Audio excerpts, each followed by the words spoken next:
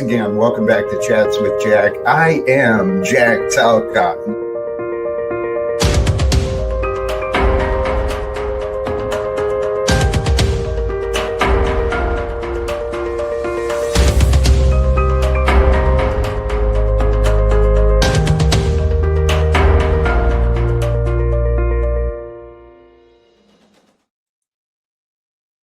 And greetings, blessings, salutations, and love. Once again, welcome back to Chats with Jack. I am Jack Talcott, and we're doing this again, aren't we? It's like, holy cows, Jack, when is enough enough? I processed a lot of ideas within me earlier today. It's not a show, man. I guess it is. Whatever, man. Come on, people. Let's go ahead, hit the like button. Blessings to all of you. Jeeps, good to see you in the chat. I thought I had you on unhidden, so glad to see you here, my friend.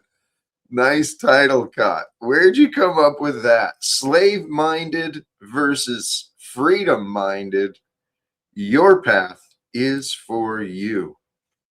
I don't know. I thought it sounded pretty right, because I was thinking about the contrast between mindset of a slave, right? Slave mindset, one who is a slave to sin, versus one who follows the truth, the light, and the way of Jesus, right?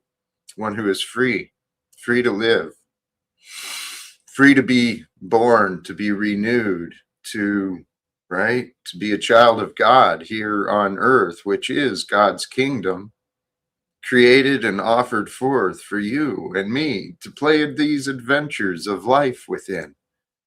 It's a glorious game that God has offered us, this game of life, which includes today. So blessings to all of you, brothers and sisters. Thank you. Thank you for finding your way to me today. Chats with Jack, real simple today. In the background, surrender to God. No battle is yours. And the reminder that peace on earth is waiting. It's waiting for those who are mindful of freedom, right? And from the Bible, it's confirmed in the scripture, one who sins is a slave to sinful ideas. Oops, there it goes. A little delay there. I mean, I guess I could just drop the mic there and shut her down. Thanks for attending Chats with Jack. Short and sweet today. Just don't sin. There you go. Thank you. Expand upon that with lots of detail. Where do you start? Where do you start? Start in the beginning. You know what? I'm no expert on the Bible. Never once claimed to be. But I have a passion about this. I was thinking about things earlier, right? These ideas of living like Jesus versus the way I used to be.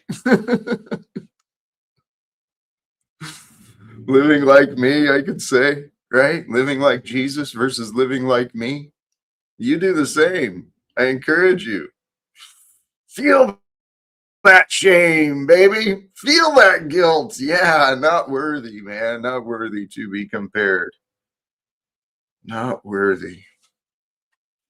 But the truth is the truth, and the answers are now and here. Right? The peace is within. Ooh, I love this, Frank. Jesus is the liberator. His love, his fearless love, faithful love, undying love, literally. His love breaks us free from worldly bondage. You got to believe it can be, for it to be true for you at least. But hey, travel safely, Samsonite. Blessings to you. Much love. I'm going to, because like I said, I don't claim to be an expert, but I am a man of passion. And really, I can tell you, I feel as though I can understand what Jesus was saying about his love for God, the Father, right? I have this just deep, powerful love that comes over, it overwhelms me often when I pause and I reflect on this world and everything we've been given. I'm gonna drop the link, man. I haven't flowed too long. Evening to all of you. I'm starting a little later than I normally than I have been, and yet I'm also starting at a random time again. So it is what it is. I'm not sure what to expect because admittedly, hey, and actually Samsonite, you're traveling, but your comment earlier tonight, I said it was well timed and well received because earlier today I just like detached. I just drifted away from the world and all of being, and it was beautiful. I ended up even just drifting off and taking a nap.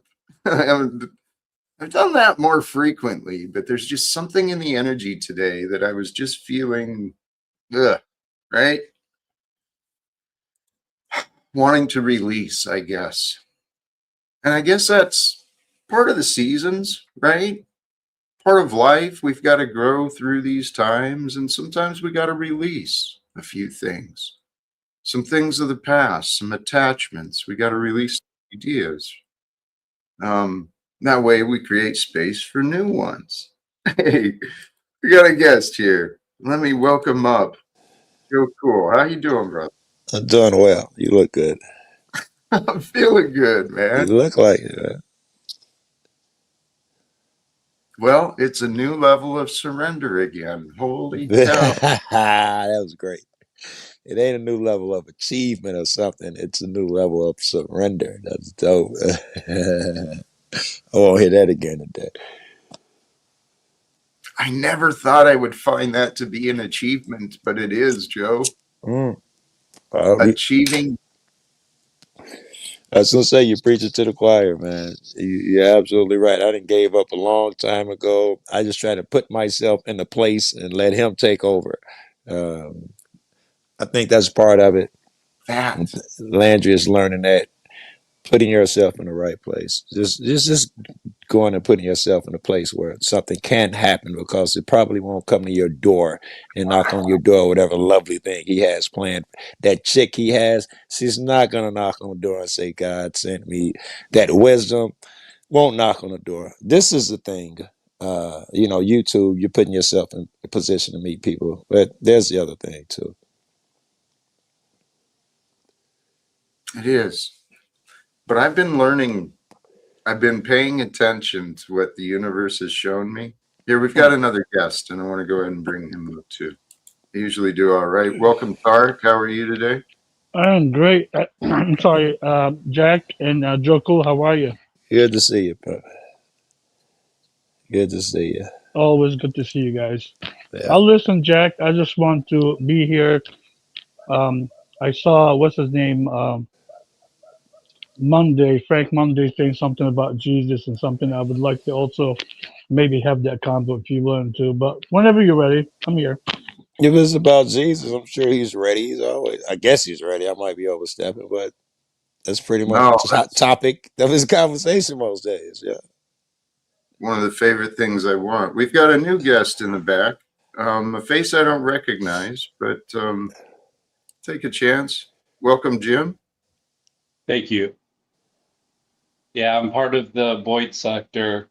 Um, I'm very familiar with Jeremy King, John Frederick, and the Thorpes.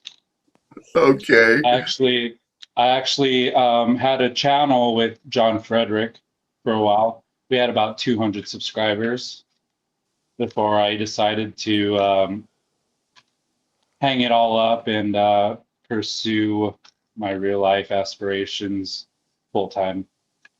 Can I ask what you were doing on the channel? I don't know who John Frederick is. Uh, We were the channel was called Boy Outlaws. Um, although we were a part of the sector, we would never actually talk about the events that I don't. transpire I in don't know the what the sphere. void. I don't know what the void sector is. If you're saying Yeah, void, I don't know what it is. I'm not sure either. Boy, it stands for bottom of YouTube. Mm. Think I've been there. I probably visited you guys once or twice. All right, thank you. Now it's coming together a little more. So, Jim, so you were doing a channel. I'm not familiar, like Joe said, I'm not familiar with all those names. I get some of them, and I get where you're coming from. But it sounds like you stepped away from that to pursue something for yourself, something greater for you. You willing to Yeah. share something about that? So the channel was just a way to escape the uncertainty of what I was trying to pursue. Whenever I would start up a stream, names like Dalmatian Dog, Jeremy, King would call in all the time. You know these people, Jet? But I know a couple of them. I Yeah. decided to surrender the comfortability of venting online and to just sit, like, stop running away from the Lord in Very order good. to walk with him fully. Very good. Uh, Very good, boy. there's only 2% of people who succeed full time in what I'm trying to pursue. So Wait. I'm not sure you told us. You left the bottom of YouTube and you surrendered to God. When you say there's not very few people who are able to achieve what I'm trying to pursue, what is that? Am I to just getting close to God, or did you mean something else? Thank you. so honestly, I haven't fully surrendered, but I have cut down on my vices significantly. Yeah. Let me give you some advice a little bit. And I don't even know you. I'm a jerk Sure. like this. I should push the trigger too quick. I'm an idiot. Sometimes. Yes, most times. Um, yeah, your vices will be the obvious when you surrender.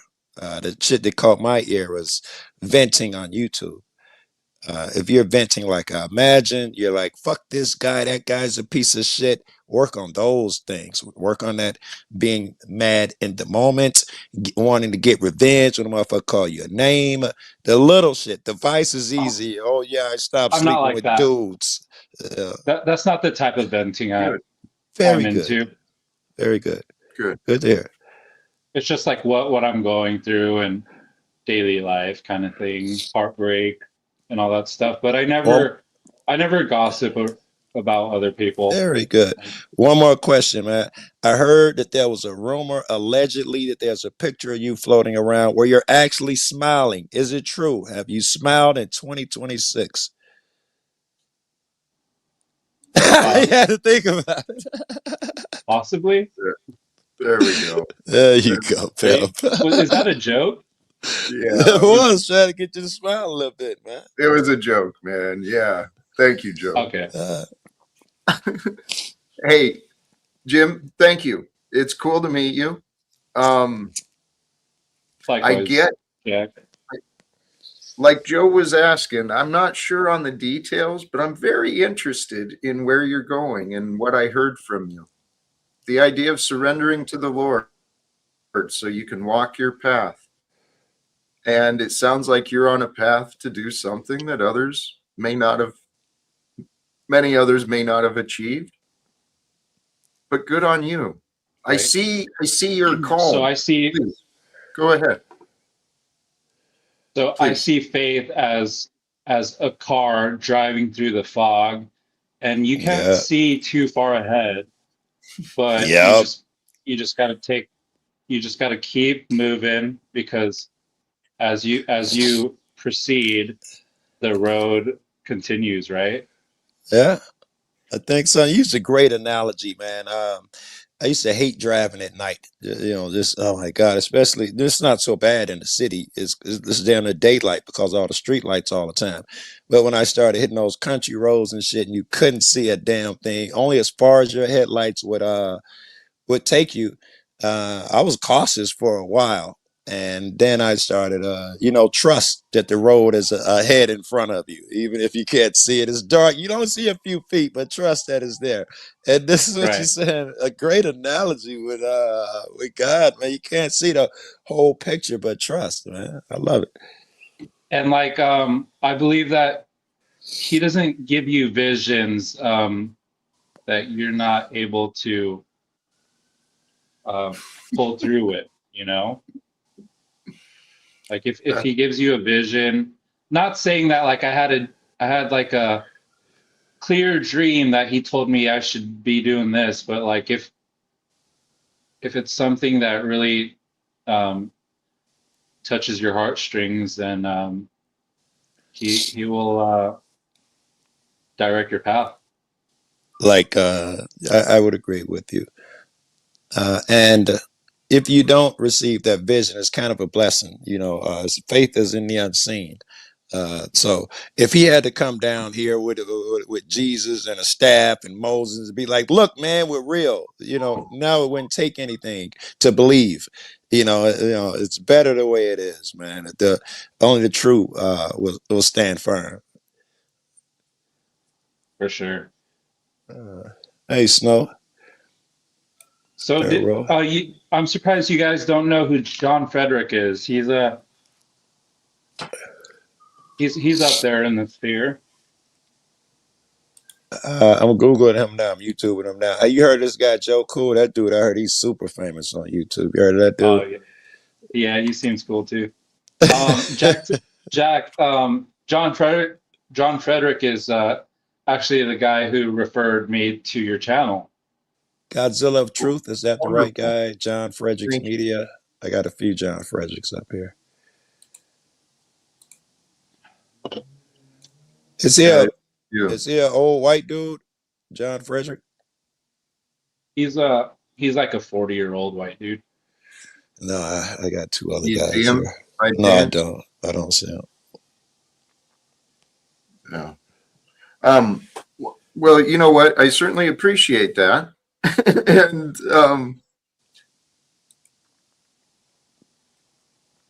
you you're on a path of faith, and what you mentioned about not seeing fully what's ahead, but knowing that you're on this path. That's what I've been learning myself as well. It can be frightening, and but something I learned, anything frightening, it can actually be exciting. It's damn near worth it if it's not frightening. That's how you do growth. You got to go through a thing to grow. And the thing that's scary to you is the thing you got to go through. Everything else and you get comfortable with. Like my man, I'm just comfortable ranting. You have to go to where it's actually scary or uncomfortable at least. That's how you grow. Right. Yeah. I actually met a special young lady through classes, and she comes from a wealthy family, so She got a sister. it makes sense. It makes sense that she would only want to pursue things with me if I succeed in this craft. Um, Tell I know her I should probably let go of it, but there's no but. it's Look, man, that guy I was telling you about, that Joe Cool dude, he's really wise, popular on YouTube. I'm telling you, he tell you to get rid of her quickly. Don't hang into relationships that went too long. No one should do that shit. And no, since you already know, I let it go. I let it go, but uh, intermittently sh she still continues to show interest. Yeah, it's Um, manipulation. I'm sorry to interrupt you, but I agree with Joe Cool. Joe Cool is on no, point. Let her go. I know I'm a Yep. backup plan. I know I'm a backup plan, but don't like allow it, man. Don't allow it.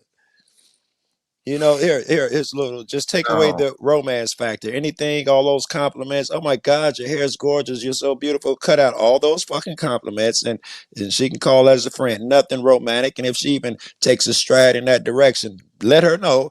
No, no, no, no, no, no, no, no. Hey, I so am not okay with number two. why are people in the chat talking about actors? Oh my God, this is because a street you don't want to go they're down. yeah, We gotta they're crazy. yeah, we It's crazy. there's looping stories and looping trolls and characters. It's a fascinating. You've been on YouTube, so you got an idea of what's out there. Well, Jack just gathers it all, baby, It's here on like this a stream. it's like a That's bit. great. It's a bit. Not on Yeah, our part, but yeah, the people run in and they go and they follow you around and call you actors and try to distract. I chalk it up to just people who want attention and get it yep. any way they can. Some of them will say the worst thing they can. Actor is not so bad, actually. You Oh, know, yeah. Hey, Yeah, so I sorry, this might be like out of pocket, but John Frederick, if you're watching this, I'm sorry. Um, I didn't know that you would take it so serious. Um, I considered you a very close friend. It's fine if you don't ever want to talk to me again. I personally didn't think that what I did was too serious, but yeah, I hope you're doing well. John, I hope you heard his apology. What'd you do, boy? We weren't there. What are you apologizing for? Or do you Um, want to take it back to Jack or no? no, let's take it back to Jack. All right. respect. Thank you for that, and you too. Because I'd love to swing this back to the stream title and topic: Oh yeah, what is it? You know I never check.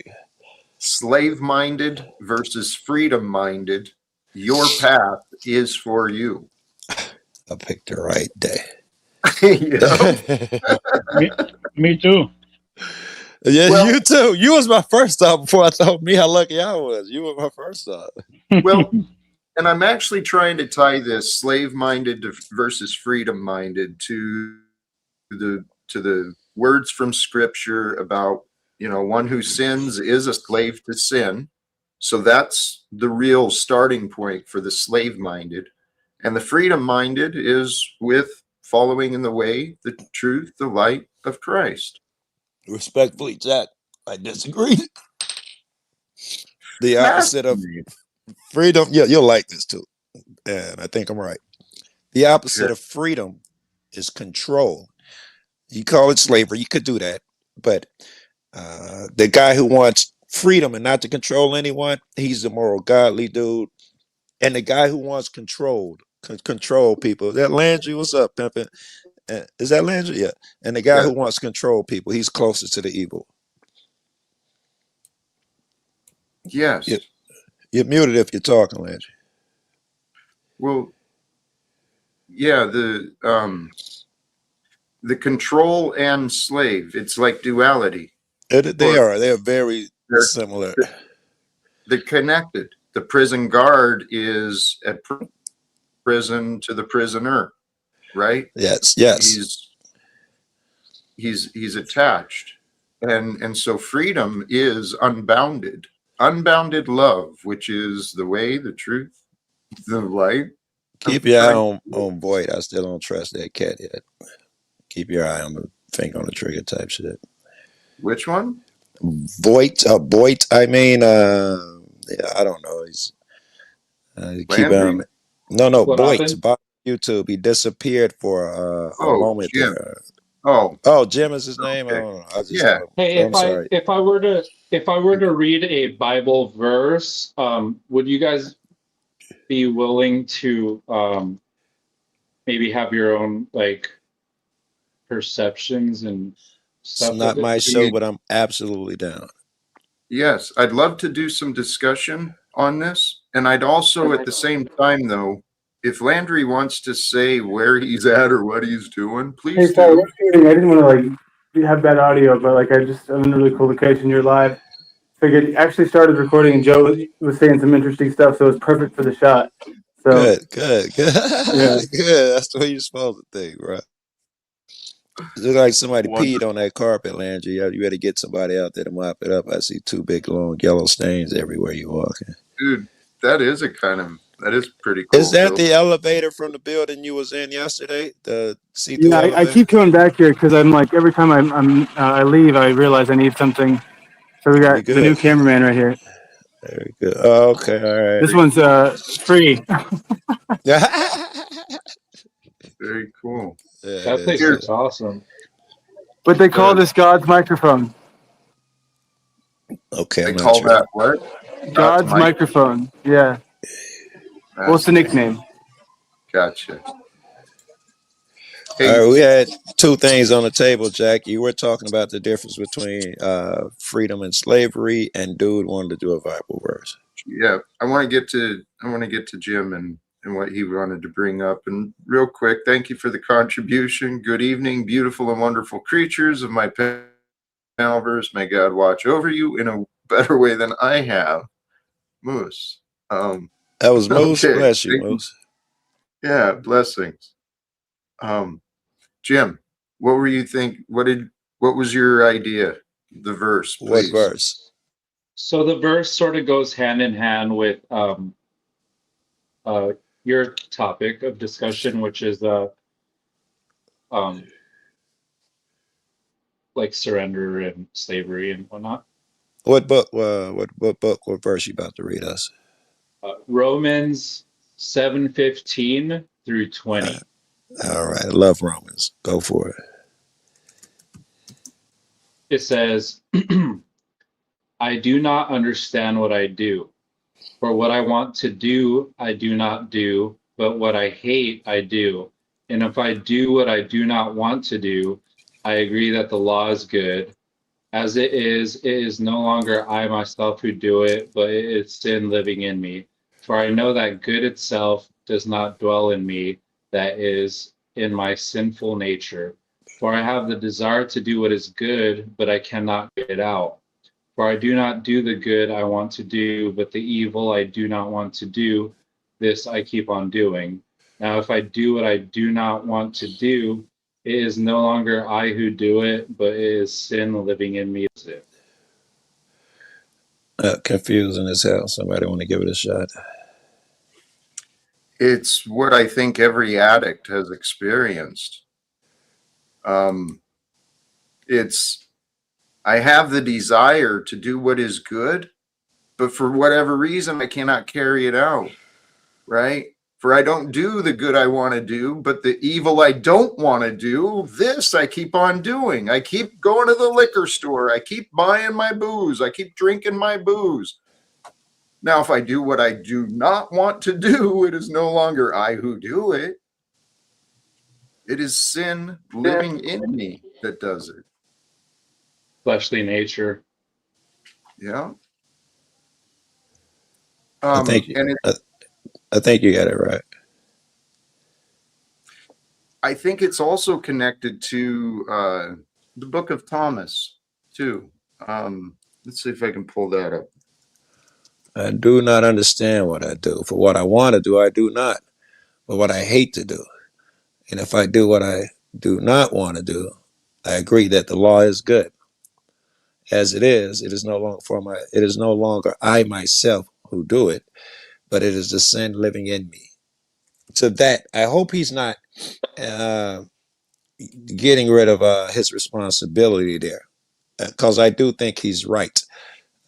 We let sin take up residence in us. All you got to do is keep doing something sinful, and you'll notice how the first time is difficult, and the third time it's much easier.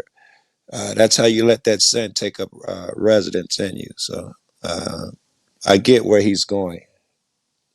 However, I think as me and Jack was hitting on, your whole purpose in life, and my man up there, Jim, your whole purpose in life is to overcome that nature. It is to, I don't know, better yourself, get closer to God. That is overcoming. And most of the things that the bad things, I don't even have the desire. And the good things are no longer difficult because they've become habit and they've become what I desire. I don't desire, some of the shit I used to desire now. It falls away. Uh, Is that where you where you wanted to go with this, Jim? Did you have yeah. a particular idea or No, perspective? no, yeah, it was just it could go anyway. I just wanted to relay that verse. And I I can't. appreciate. Yeah, and greetings, everybody. I came up. Joe Cool, I think, is spot on. I think it's about taking the responsibility of looking at your actions and seeing them for what they are. And that if you recognize that they're not good, then you believe in that law. And therefore, your responsibility in belief in the law is to change your actions. It's not to change the law. It's not to change other people. It's to change your actions. I love And it. that's the ownership of responsibility, the ability to respond to the environment. Well, For and sure. that right there, to respond means we must pause. It means with thought, right? It's not Should just be. a That's right. It's not just a reaction. reaction, it's a response. I dig it, Jack. And that's all part of growing up. We are all here. We're going to make mistakes. We're going to stumble. But in addition to this part here, right, we do have an individual responsibility to change. But that change, it really is, it's by the grace of God alone. It It really is. is. It is. But this other one from the book of Thomas, verse 70, which goes, if you bring forth what is within you, what you bring forth will save you. If you do not bring forth what is within you, what you do not bring forth will destroy you. Now, this has psychological connections that have been studied and documented regarding people's self-control and addictions. I watched it in myself. In hindsight, when I had anger problems and a drinking problem together, I didn't see the connection, but they were obvious. And I'd have a day at work where I fought my anger. I bit my tongue, right? I did everything I could so I didn't lash out at people. And then I'd go home and just lose all self-control, drinking myself to oblivion. Yeah, I sort of relate to that actually. Yeah, I'm many like a people. nice guy. I'm like a nice guy in public, and then once I get home, like I should have just told that motherfucker off, No, and that's then I not just quite start what drinking. Jack is saying. Oh, I'm sorry. Maybe you're about Yeah. to go there. Well, I And think then I start drinking. Hold on. I'm sorry, Pero. I think I cut him off a little too quick. And then I start drinking. Yeah. right, and Jack. this is the thing about when I say I love you, but I don't give a rat's ass whether you love me back, and that's because that's my duty. I have to do what's within me. And when I say I love you, but I don't give a rat's ass whether you love me back. And the thing about me calling people bitch ass slaves and fucking fools. See, I've been there, done that. I've been the fucking fool. I've been the bitch ass slave. And so what I hate on the opposite spectrum of love, what I hate is not you people. I love you people. What I hate is the things we, as everybody, say and do to each other. Because that's 100%. not within us. That's our responsive reactions. And that's not what's within us. Like Joe said, it takes a time of thought to then be able to respond accordingly. But when we just respond out of our nature and emotions, that's what I hate. Because that's when we do and say things to each other that we really don't want to do. Check out what Jack just read. Hold on. Let me see. If you bring forth what is within you, what is within you will save you. He's telling you that Jesus, the answers, whatever you name it, it is within us. and that's good news, right? Motherfucker, I'm always arguing on these panels, what is God's nature, good or bad, man's nature, good or bad. Well, here we have somebody telling us what is in you will save us. So that's also part of our nature. Which is contrary to many of the church teachings, because many of the church teachings have taught people to believe how they are all corrupted and sinful. And if everyone's corrupted and sinful, you can't trust anyone. And if you can't trust anyone, well, it doesn't really matter what you do, right? That goes back to what we just said, freedom and control. If your church is trying to control you, and there are two ways to control motherfucker, carrot and a stick. They're not carroting you to death by being nice. They're sticking you're going to die and burn in hell if you don't do what I say. That would tell me which end of the spectrum they're on. I'm telling you, that control freedom shit is, Yes. I agree, Joe Cool. And also, Jack, you're right on it. All the churches, just like you said, they want you to believe a certain doctrine, and that's what they're pushing. And you are correct. That's not the way to go. It's been the world has become the way that it is for a reason, and that reason is us. We are the reason the world is the way that it is. It's been given to us to figure out, what do we want to do with this world we've been given? See, I was trying to think about my own individual path, this progress I've been on in life. I found a different perception, right? A different mindset, a different mind's view of myself and the world. That's all it was. All of us can change our mindset. All of us have the ability to do what we need to do in order to have peace on earth. That's the start, Jack. You're saying it. You change your mindset. Me and Jack can go in the car, and Jack is over there. Look at the beautiful fucking sun, and so. And I'm like, this fucking hot ass day, this uncomfortable car. We're doing the same exact thing, but our mindsets are different. And you can learn to love a thing as well. Like, for instance, prayer. You might start off, you're thinking it's difficult as fuck, and then it becomes a habit. The same way you're smoking or everything else, you do good shit, apologizing, whatever the fuck it is, you do those good habits, and they become easy. The same way the negative ones do. Yeah. Yes. And that's what I realized too. Habits create or break us, man. We can replace bad habits with good habits. Oh yeah, that's what adults do, man. I know. Every day I'm finding some way, and I'm usually do it through you guys, because you guys are my mirrors. I see a shortcoming reflected in you, and then just opens up a wide gate, like, you do the same shit, and here's where you can improve it, so and so. For instance, if I see somebody talking over people, interrupting, it will make me be more conscious of it in my real life and that type of shit. If I see a person apologize to a person, or just a soft answer, turn away wrath, just smooths a person so well that they take a angry person and lighten him a little bit. Then I will use that. I will learn to don't respond with anger all the fucking time, because I saw this guy where the opposite worked. I want to invite Jim. Somebody's got an echo. Yeah, I think Sorry? it might be. I want to invite you to jump in. You got a horrible echo going on right now. Is that me or who? I think it's Jim. Jim has an echo. Is there another tab or something? Yeah, it's not me. Something open? Let me check this. Jim, do you got your YouTube open, Jim?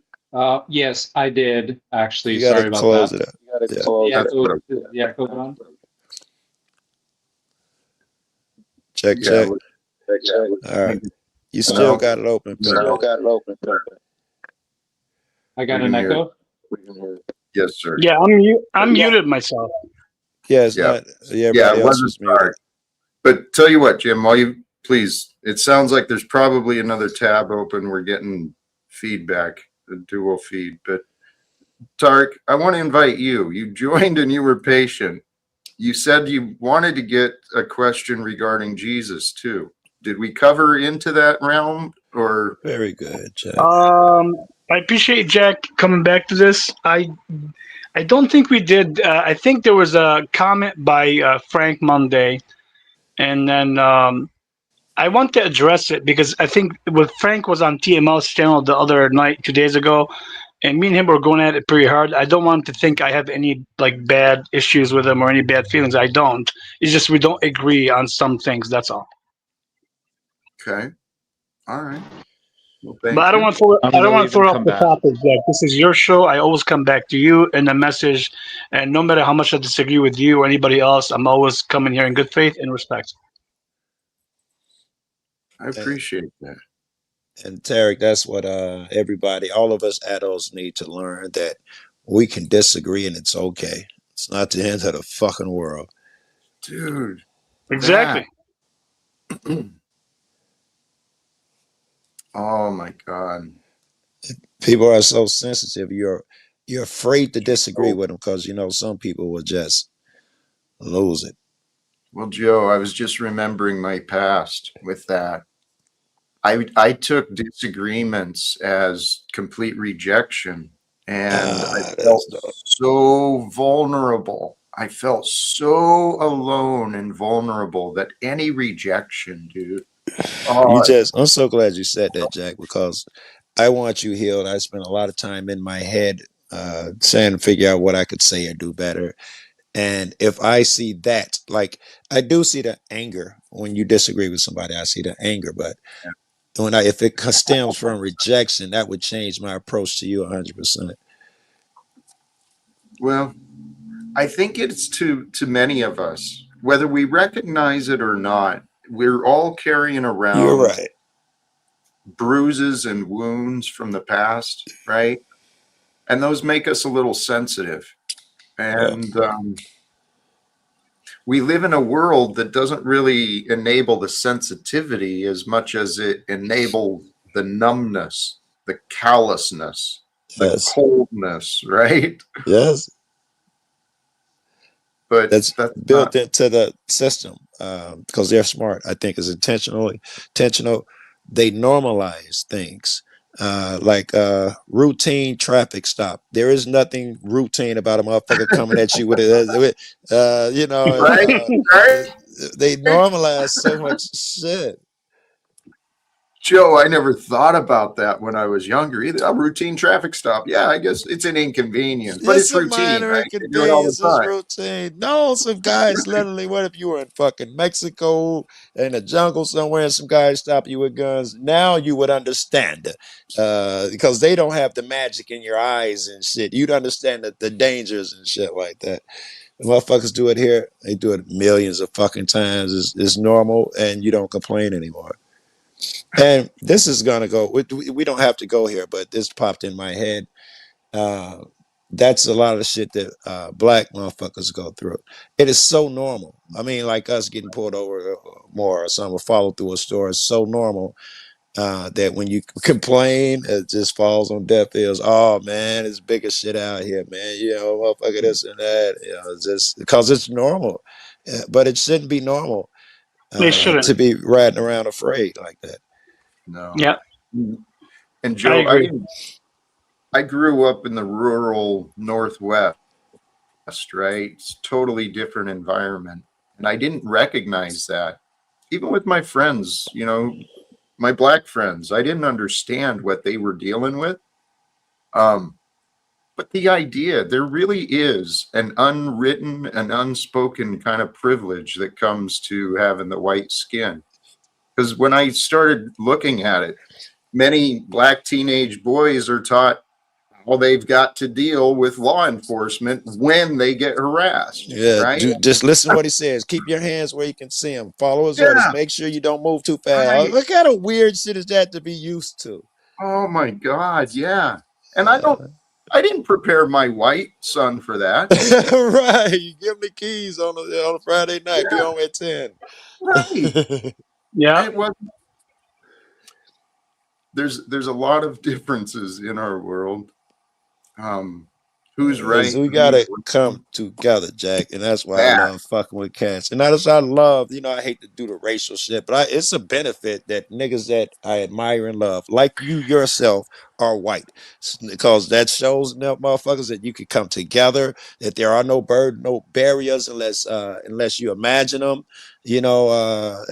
That's I love fucking. It sounds racist as fuck, but I get an added benefit from fucking with white folks because we must come together, and it yeah, Yeah. proves that it's feasible. The more you niggas love me, a person got to look. It can't say it can't be black and white. I was right, wrong because these niggas is brothers, right. and they fight and argue like brothers do too. But when your brothers hurt you, there, man.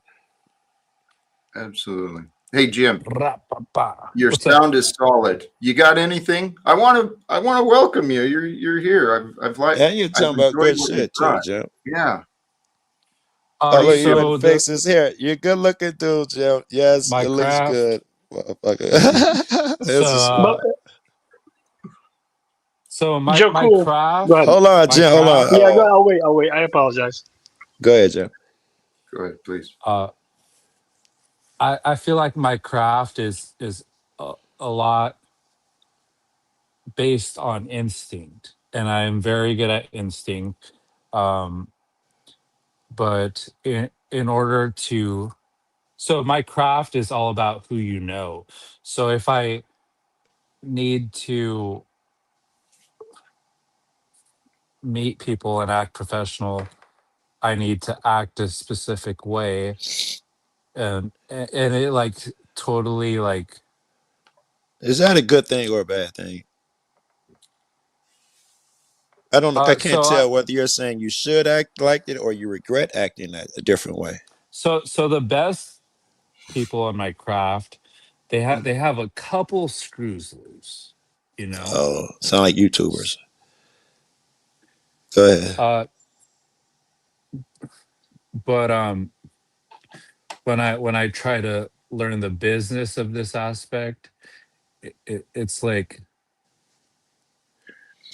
the complete opposite of what I am. It is kind of weird. Like, so in order to make it, I need to act all There we go. professional and stuff. But in And you order to be don't good like at my it. craft, I need to be Screw in loose. order to be good at my craft, I need to be like completely unhinged kind of I thing. dig it. All right. It's a Can little help with that. difficult because you haven't said what your craft is. That may make it better for us to Yeah. give you some advice or something. And if Well, you can't say, don't. If you don't want, well, if you're avoiding it on purpose, then don't say what your craft well, is. well. Can I point out what I saw from my aspect, Yeah. from personal experience? You all know me as the guy with the long hair.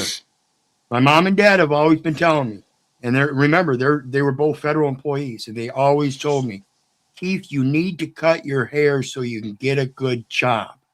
Yeah. It's Sounds like it's what a he's saying. it's a conditioning, and when we get conditioned to that, we fail on our outer aspects of stretching those bounds and being who we really are. We Yeah. get confined. We get confined. That's why I get kicked off of panels and leave about that nigga, that word nigga. It's a confinement. It's your language that I love, the people I love and speak to every day. It is not good enough to be in this world. Who can accept that? And if it's good enough for my mans in them, and who is this person that is telling me it's not good enough for us, though? Come on, Joe. It just But makes you rebel. Joe, that's why I had a problem with Boy when he started making those monkey comments. Even though he has a right to for speech, speech and all that, I Yeah. didn't think it came off the right way. I think that was racist, no matter what, and that's I why I agree. addressed. Here, let me be a Thanks little for having me honest up, with you. Jack. All right, be easy, Perro. Let me be a little honest with you, Perro. I'm aware too. And when people are doing that, it's probably because I pushed them there or I help them get there. They wanted to say it and I help them get there because I want other people to see that how racist this person is. So I don't look at that as had clean hands. Oh, so Uh, so yeah, I deal with racism too because because you're in my Mexican. No, I'm not even Mexican. That I, was I'm funny. Filipino. I'm I Filipino. could tell. That was funny.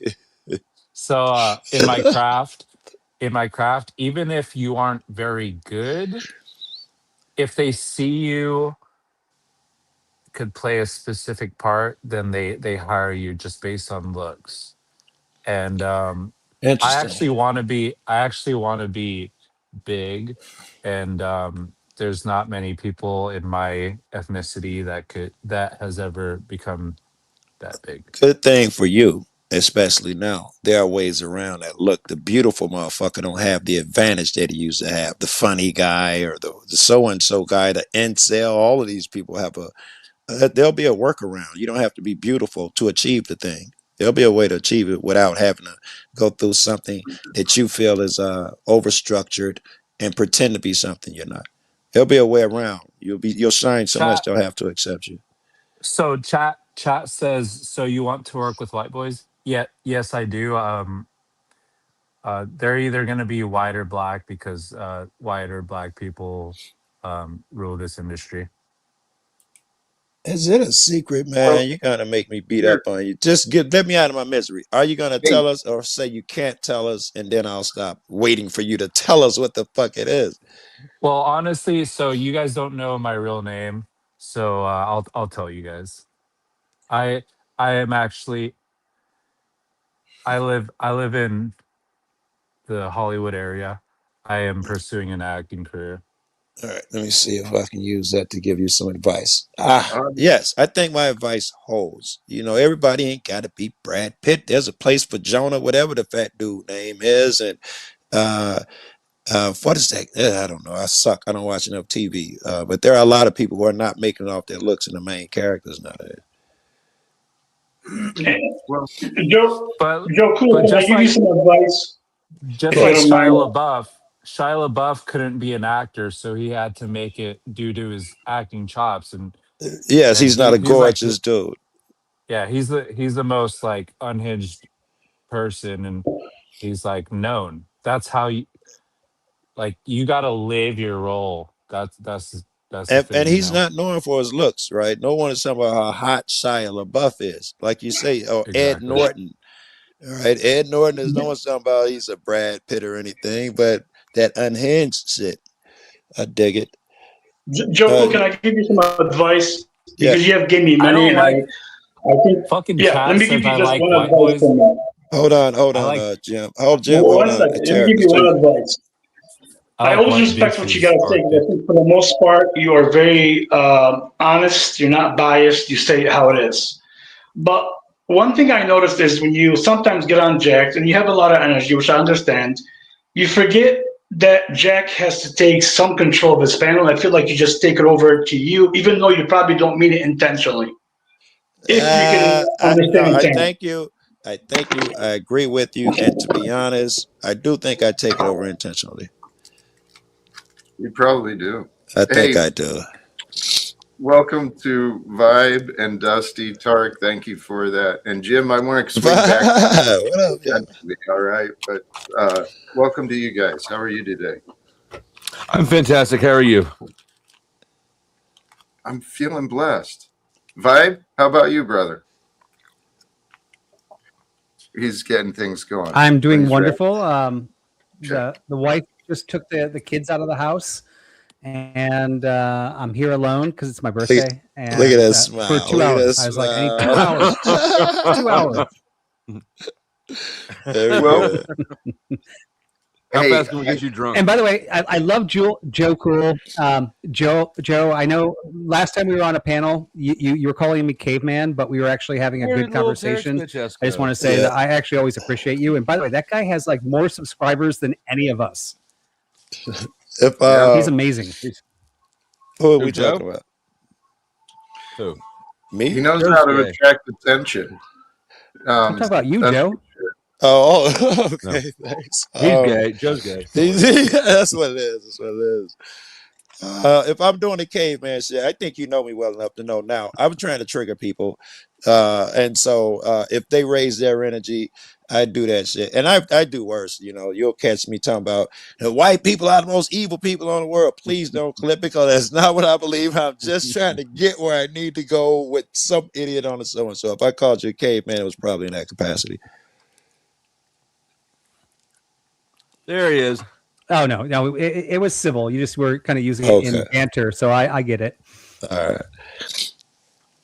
Hey, real quick, Chuck, thank you to you. It's good. day. And by the way, it's weird. You guys were just Go ahead. you guys were just talking about the racism thing, and racism is a really weird thing on YouTube because I find that when I don't think I'm racist, but if I go to a white channel That every white person and ever. am not racist, a lot of white people call me racist. But when I go on black channels and I say the same thing, I don't get any single words from That's anybody. funny. And it's because I call out stupid things. Like you guys know, so Jack, blood sport debates. You know the guys that are like, does God exist? Or modern blood sport debates. Yeah. I've seen it. So I jumped on that channel. And Joe, tell me if this is uncool or not. But so I jump on that channel, and this is what I said. I was thinking about coming back there as a regular because I'm Christian. They're always against God. And I was like, as soon as you said hey, that, I thought it was a perfect match. just like every white person needs a token black person, I figured you atheists need a token Christian. And they went off on me for like 10 minutes about how racist I was. When you walked in. That should have been your first words walking in the door. That's a great entry. You damn right. Yes.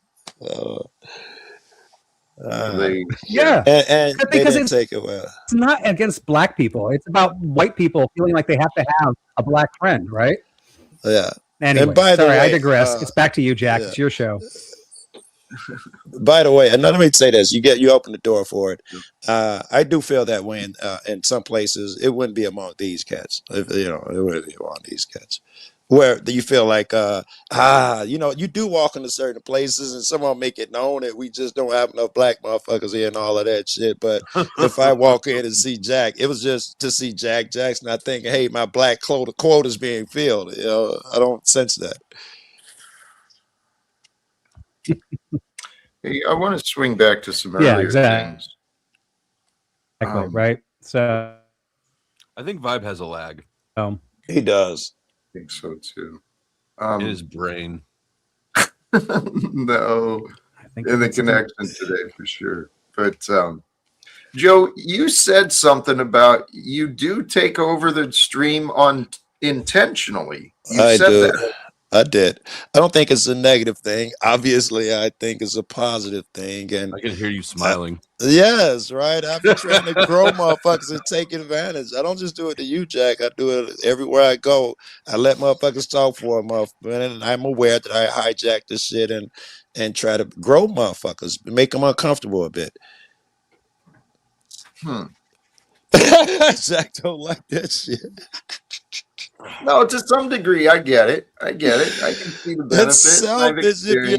If you're sniffing selfishness, I agree that it is, man. I know what it is. I probably ain't going to change it no time soon.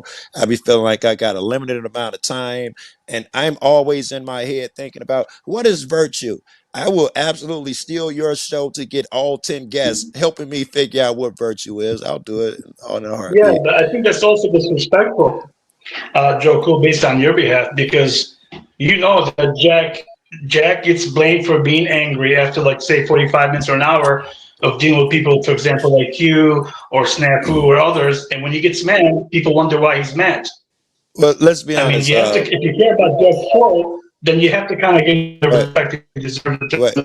Shove your nose further up there. You really got to grab him by the hips and shove your face right into his ass. I think we might also be dealing with a little bit of racism here. He feels like he can do this to Jack because Jack's a white guy. White dude.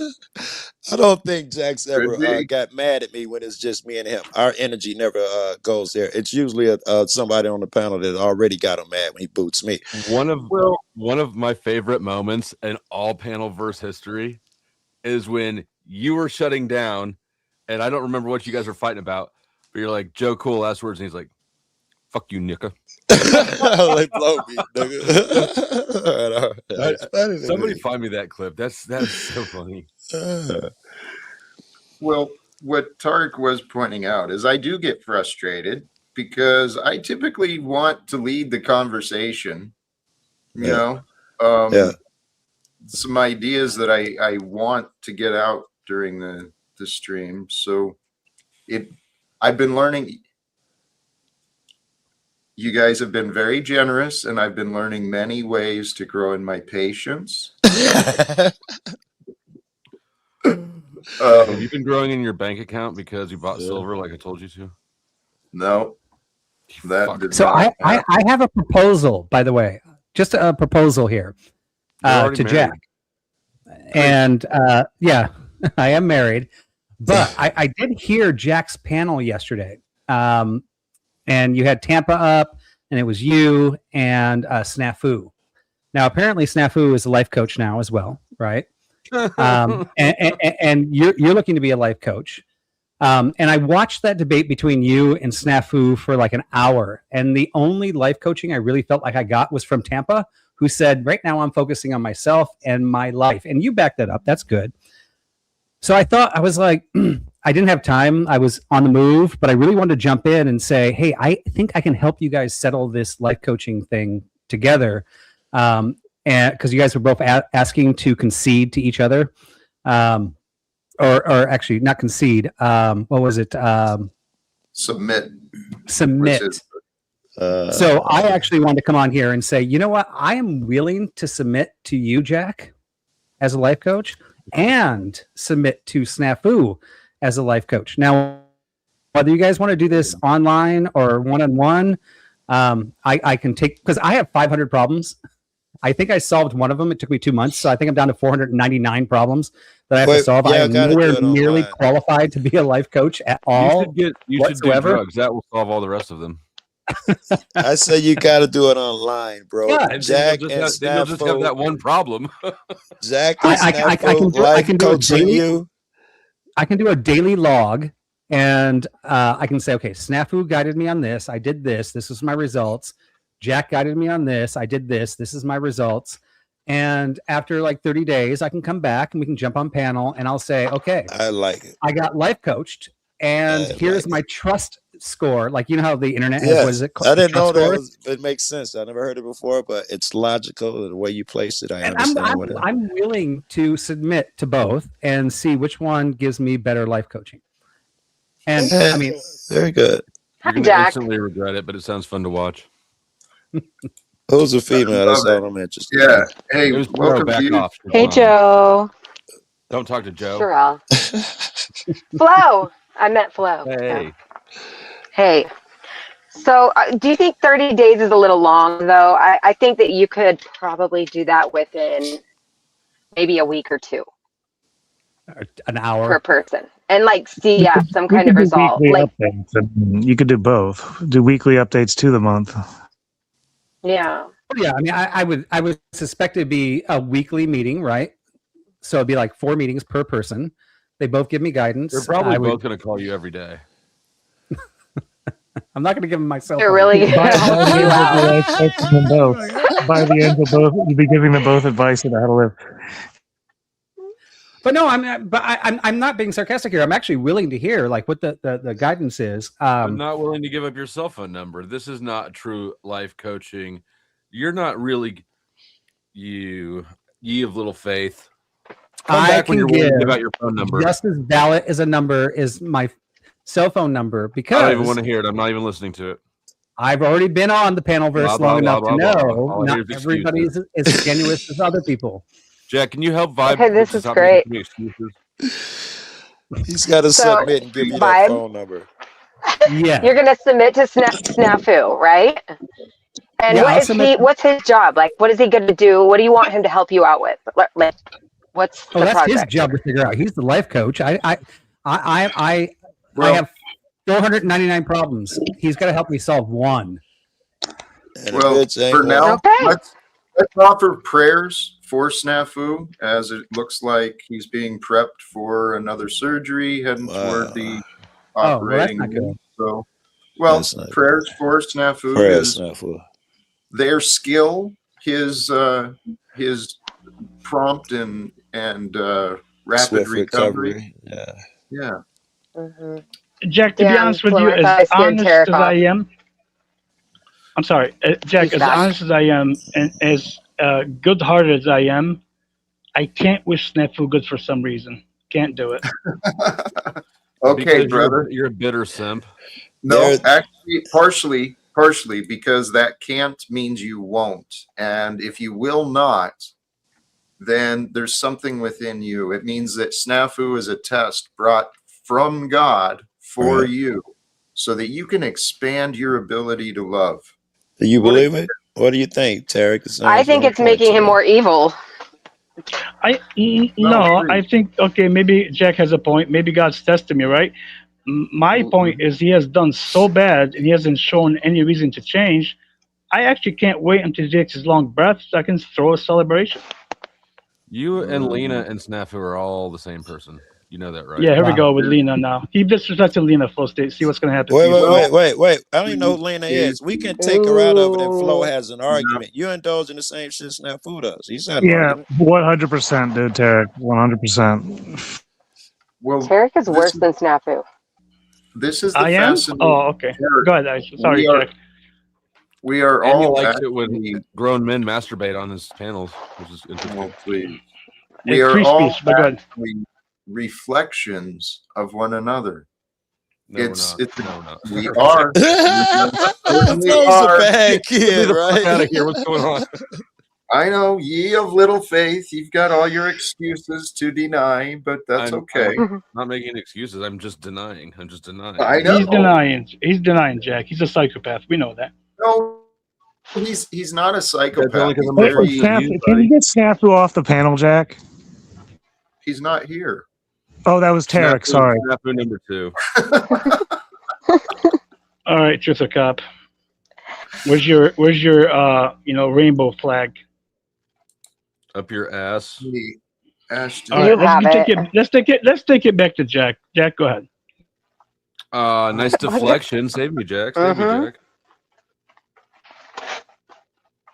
Well, here, there's more encouragement. It sounds like our friend Alwine, his father-in-law, also in need of prayers, but we are all here within God's mercy and the mercy of those around us, and so the more we can offer prayers for You're people. getting more outlandish over time, Jack. I am, but I'm all in on this, dude. I'm You gotta telling let some you. of us catch up to where you were. Just when I feel like I'm almost as kooky as Jack is, then you move the goalposts on me. Jack, keep running. Keep running, Jack. I'm, Keep running. Don't slow down. Keep running, man. Joe, Chase thank this you. shit. I don't know if I have a choice That's because, all right. hey, what I said earlier, Joe and I think we're talking about it. I found deeper levels of surrender and surrender to God. I mean, that's actually what's in the background, I think. It's got to be priority one. Surrender to God. And what that is, Tarek, here, what that looks like, in my opinion, is, as Jack is famous for saying, there's only the now. Your now just came. That moment when you wish death on the guy so you can dance on his grave, that was your now. That was your moment. That was the time to, what's the word we were using? Whatever. Masturbate. Oh, no, At the maybe that was beginning of me and submit. No, the Snafu submit getting was, okay, Joe, very good, very good. was I didn't Tommy, hear slow it down at one pace, dude. Catch up to the timing, That's please. the worst thing you asked me to do. I came up because Jack's finally hosting a panel that me and Flow State could relatively catch Mad Breck as a tag team. If you guys are still on the tip, whenever I hit that Let's link, get these fuckers, Tom, off the top rope. correct. Me and Snafu coming to Jack as a life coach show, that started with me saying, Snafu has to become somebody that I care if he Here dies. comes the 10th man. What? It's that 10th man shit. Make it about yourself.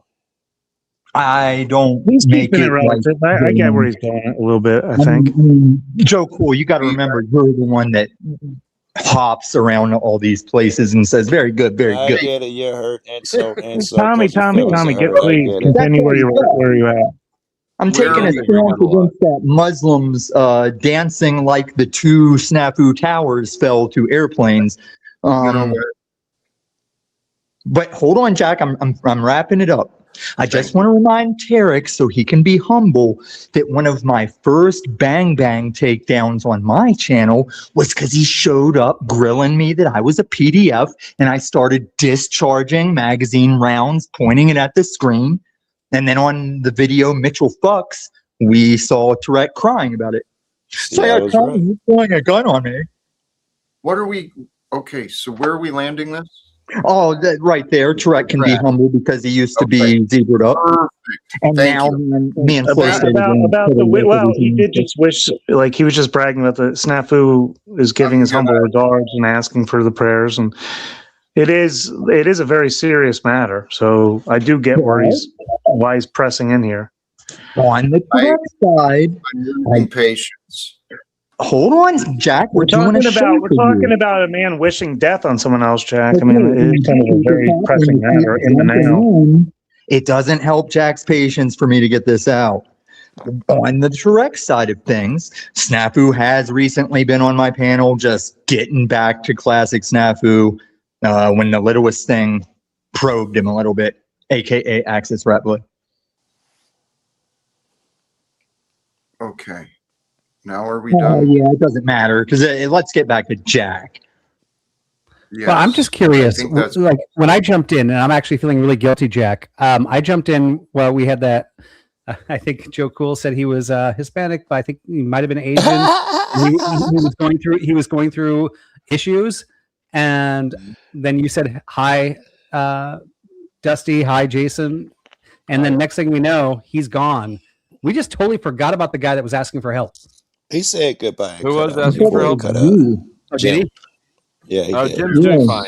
I've He got was faith in looking Jim. for He'll like be great. advice and moving forward, and we just kind of like totally moved on without him. Here's your first advice. Don't look to Jack and Snap. I paused that. Thank you, Tom. He interrupted you with what you were saying. If you still have your thought you were getting at. He was saying that we had forgot about Jim a little bit, but I don't know if you noticed, you probably didn't. Right before Jim left, he started engaging the chat again. They say I should like men and I like bitches, and he was settled. I think he was getting over his problems. He was becoming himself. It probably Good didn't make observation. sense like I meant it. Okay. I actually appreciate that because I don't know clearly where he's at or what he's looking for, but I trust that everything happens for a reason. Same. And from what I heard, he was on a path. Something he mentioned stood out to me, and all of us can ring with this to some degree. Snow, we got something coming through. Ice, was that ice? I'm dying to know if that was ice. He mentioned about trying to walk with some sort of I heard a professional air to him, but at the same time needs to be a little bit of a wild card. Well, think about that's what each of us really are. We're here to kind of conform a little bit, but we've got a little wild card within us, all of us. Wait. I don't know nothing about that conformity shit. Please tell me where I do so I can cut that shit out now. A fucking goal is not Hey, Joe, can you let Jack speak for a moment? I can do what the fuck I want to do. I just proved it when I interrupted him. Yeah, well, you're not going to be here long if you keep acting like that, bud. Well, time will tell. Here, we've got a guest. Hey, Terry could fuck off for all I give a fuck. Even on my deathbed. Hey, make sure ICE checks his bitch ass out. I hope they go fucking deport him and his daughters and whole family. I can't wait. Go ahead. You and your fake illness. Please don't engage with that. I won't. Snafu, your body will heal with less of that contempt energy within it, right? You're seriously, you let it go. Seriously, I Let it hope he go. fucking dies and goes Let to it go. fucking Snafu. Snafu. No, he Mr. literally on your Snafu. panel wished death Listen, on me, Jack. Snafu, I need you He to start on the your rest of panel, your this fucking motherfucker ban wished time death on on my me. channel for You should when be that. very proud of Tarek being on your panel, wishing death on Snafu. people. Good for you, life coach Okay. Jack. It just All shows right. that Tarek. You're playing. All right. You're playing a role, and you're committed to your role. Well, Jack, all I wanted to say is Snafu is that he's still got like a month and a half left on his year-long ban. He's almost through with it. And I do want to see him get through with that and come back up on panel better and all that. So I do want to put that out there. Jack, but returning also, fire is not helping. good. But Jack, also, I would like to say one thing real quick. Forget Snafu for a second, right? I know he's sick and he's going through a lot of stuff. I never wished death on him. I said when he dies or whatever. But here's my question: why is it I was the only one on this panel to defend you against Snafu when he accused you of the grape? Nobody did. Zero. Where's the morals when somebody's accusing somebody of grape and you guys allowed Snafu to Eric, do that? you have accused me of the worst, most heinous crimes ever. So who you talk a lot of double talk. Well, outside the double talk, Jack, I'm sorry to interrupt your panel. I know this is rude as heck, but as soon as you told me about Snafu, by the way, I mean, I've had engagements with Snafu. We've gone back and forth, but never really bad. As soon as you told me that he was in surgery, I wrote down, I have this list of people I pray for, even online. And I wrote down Snafu, -- little asterisk, right, to point, prayers for his surgery. So I know he's listening. And regardless of what he thinks of me, hey, I am praying for you, brother. So I just wanted to get that out there. I don't care if our engagements are harsh or not harsh. I am not praying for your death, and I'm not going to dance if you die. So I'm just, and same thing for Dusty. You know, I mean, all of you guys, I don't care. Dusty's not I'll always be praying. praying for you if you're going through bad times. Amen. Vibe, thank you. Because this is actually something, I believe Snafu is being tested. He calls himself a Christian. He clearly lacks forgiveness and perhaps some trust, but he's on his walk, right? Part of my stream title today is Your Path is for You. So I want to address real quick, T-Range, your white knighting virtue signal here about the rape thing with Jack. I wanted understood that many of us spoke out against people making those false rape charges. So don't play that anymore, brother. We all supported Jack in that. We all tore up Snafu and Margot and anybody else that spoke about that. So don't try that. Great white knighting virtue signal. Hold on. Have a good One day. second, Wizard. I answer your question, Wizard. I said the people on the panel That wasn't a question. That was a statement. Hold on, excluding Vibe because he wasn't there at the time. It was Flo, directed to Flo, Truth or Cop, and Snow. That's all I was saying. Your reality is just distorted. Well, crazy. I appreciate it. No, I don't know that there were a lot of people calling Snafu out saying, dude, those accusations, you shouldn't be doing that. You shouldn't be saying what you're saying. No, those were horrible. Yeah, the whole thing. Right. But you let him on panel. Right. No, so what? I was trying to confront him, right? Which Tarek was doing, and all he's pointing out is not many other people were. No. And it's the truth. A lot of people. And Jack, has anybody even put a post?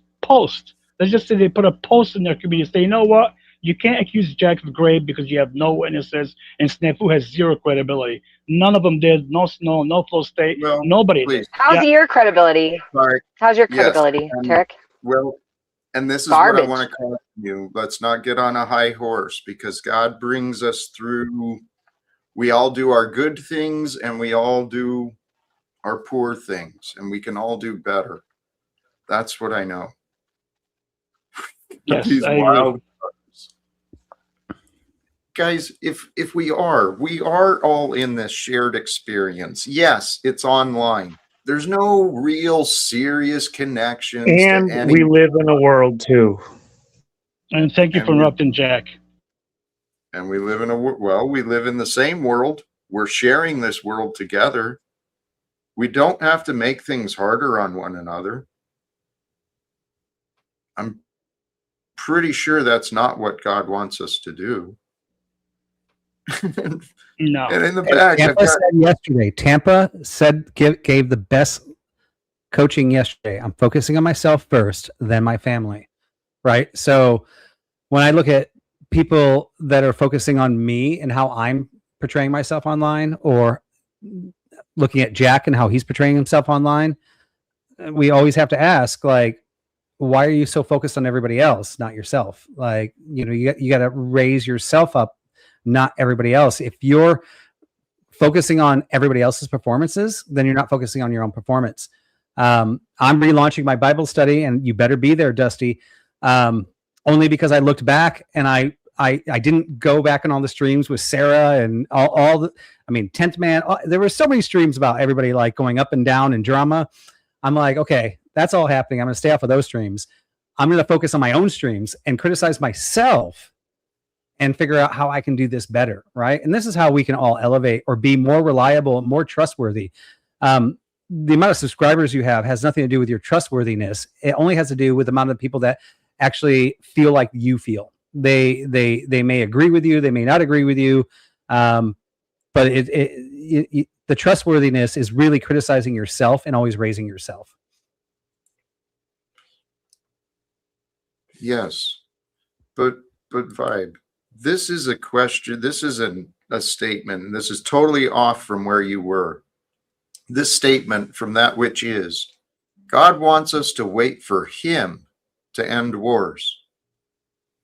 That's literally the accusation and the interpretation of the Bible that I've been bastardized for.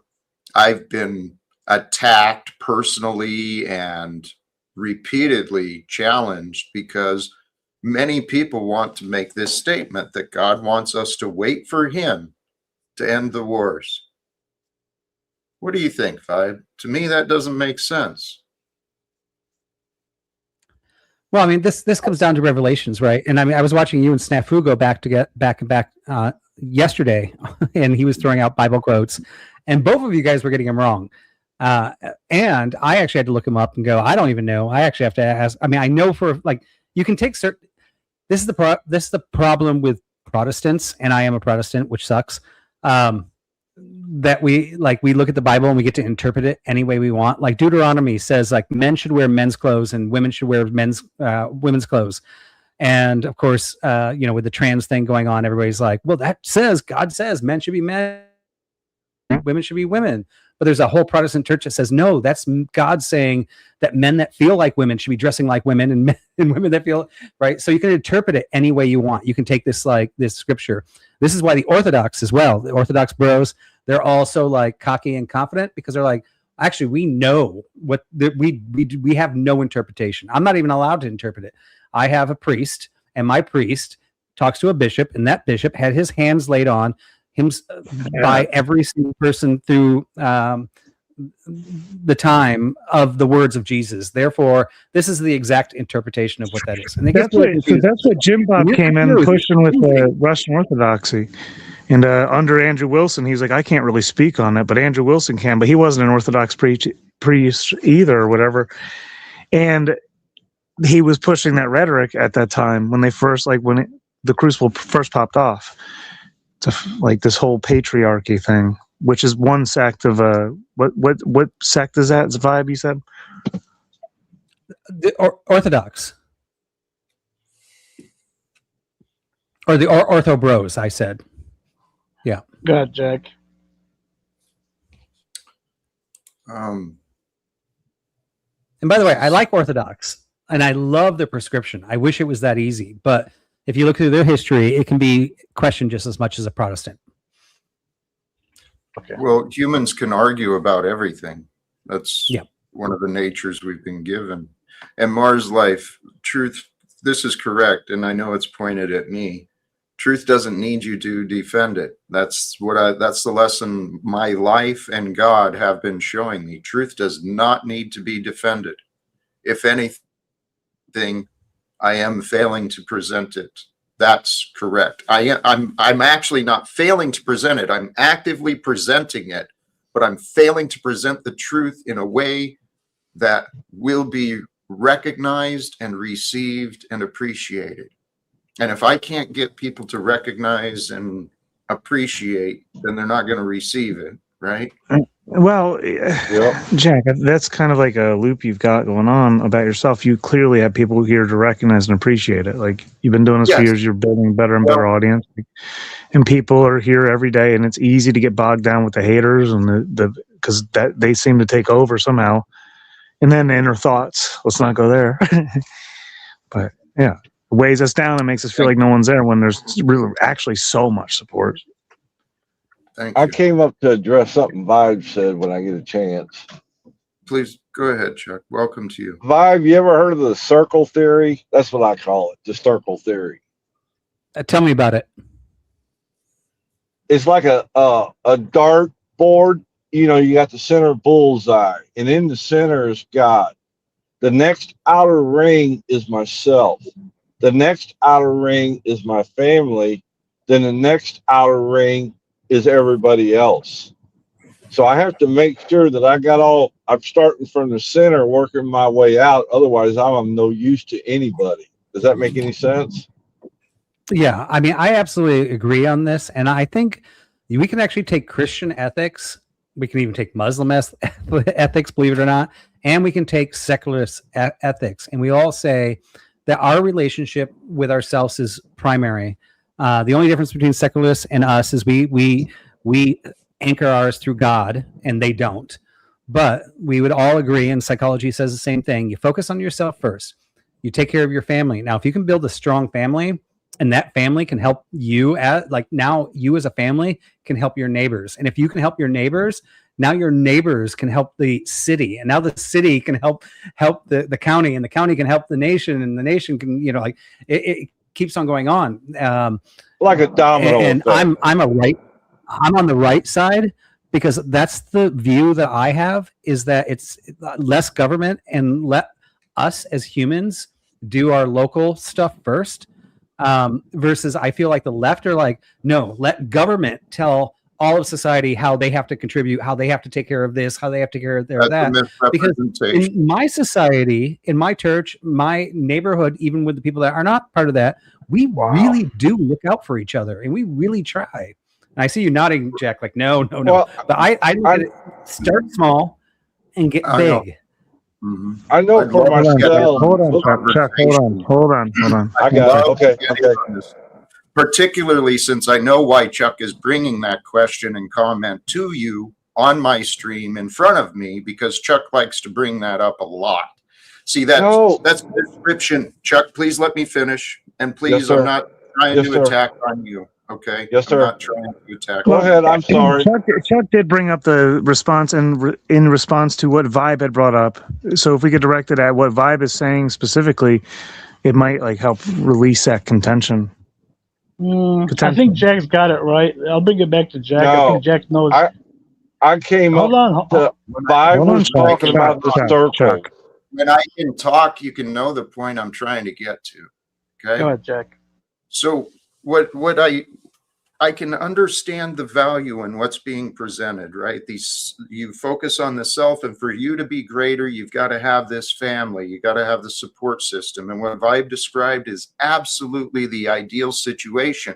But that's what the religions teach, the tribalism.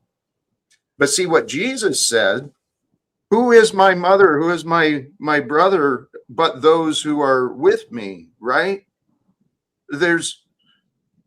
The family is what God has offered to us. It can be small, it can be broken, or it can be worldwide, as long as we open our minds and hearts to other people as family. That's what I'm doing. I don't have the luxury. My family was taken from me. Is it my fault? Sure. Yeah, I'm to blame. But I'm wondering, when does it change? In the meantime, my family is gone. My friends are gone. I'm out here in the world by myself, me and God. That's all I've got, my faith. And so why each day I come out here and I face so many people who want to take my faith away from me? It's really unbelievable how disrespectful and absurd Well, so many. this hits at the primary thing where you just can't include everyone as your family. So that's where you have to be selective about your time, and that's a huge lesson I've had to learn with that. And I heard, like, when you first said the thing, it like triggered me, but I couldn't put it in words until you got to that point for some reason. Thank you. There is some discernment, certainly, and I've made mistakes, absolutely.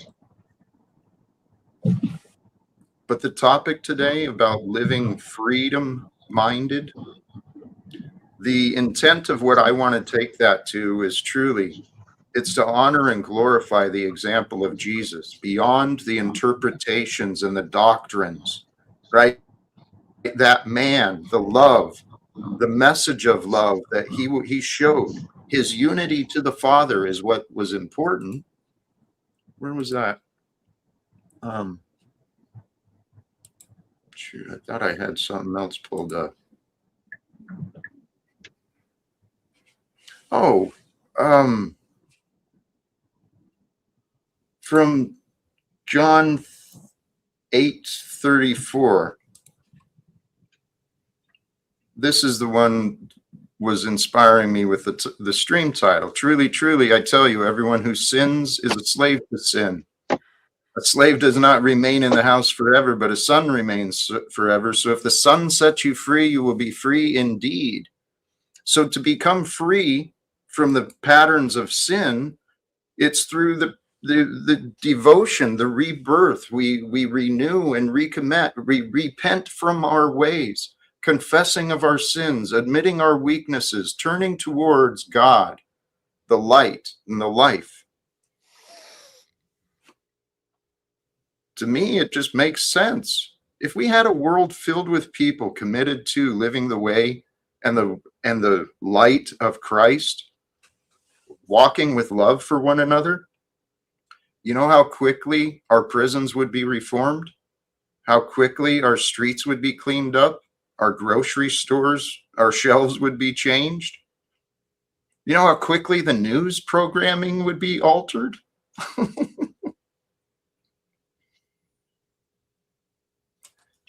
And guys, I'm confident if you can believe it, if you can allow your imagination to play around with me, with this idea. I know people don't like the what if, but please consider this. I believe I have seen enough facts and enough evidence to know that it's time for the world to change. And if we look at the facts, if the world is going to change, how is it going to be done?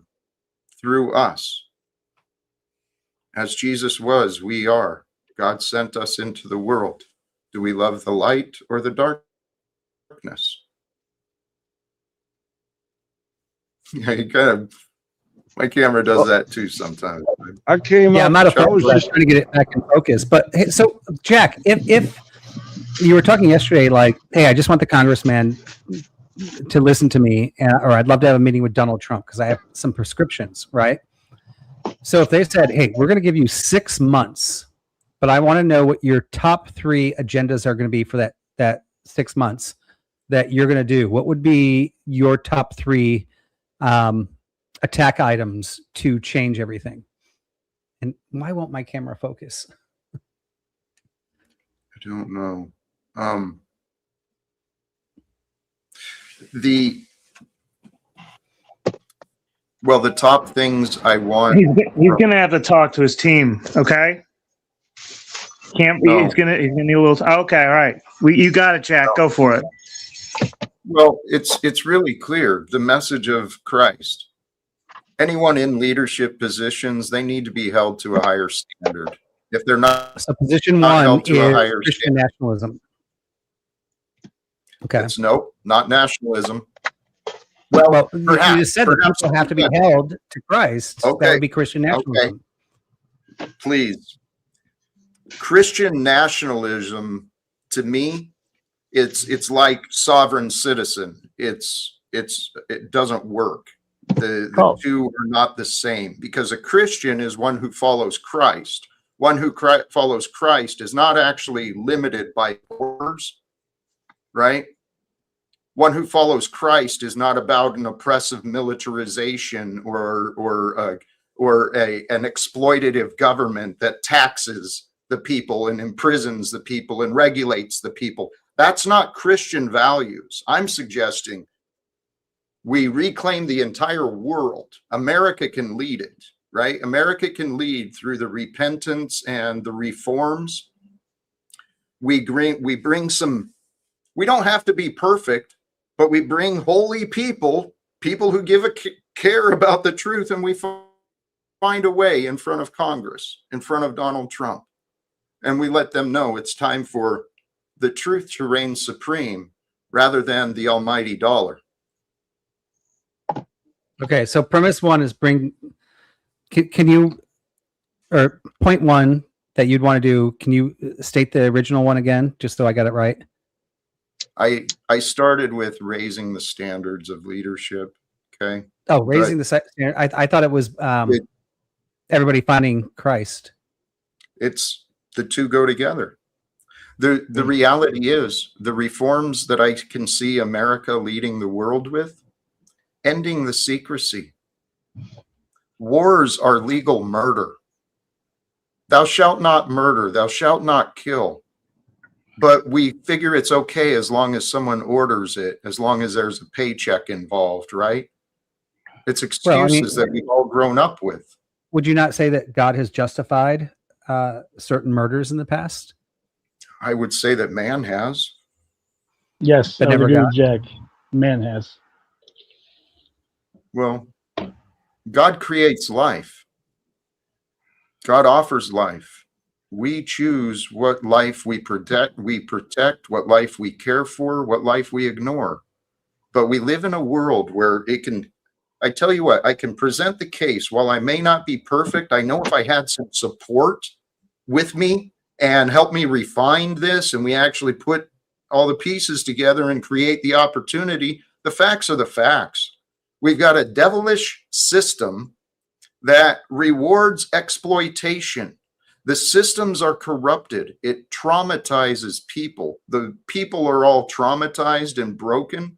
And then the people get blamed while we ignore the systems. We got men and women fighting to protect this capitalist government, whatever the hell you want to call this beast system. It is the beast system.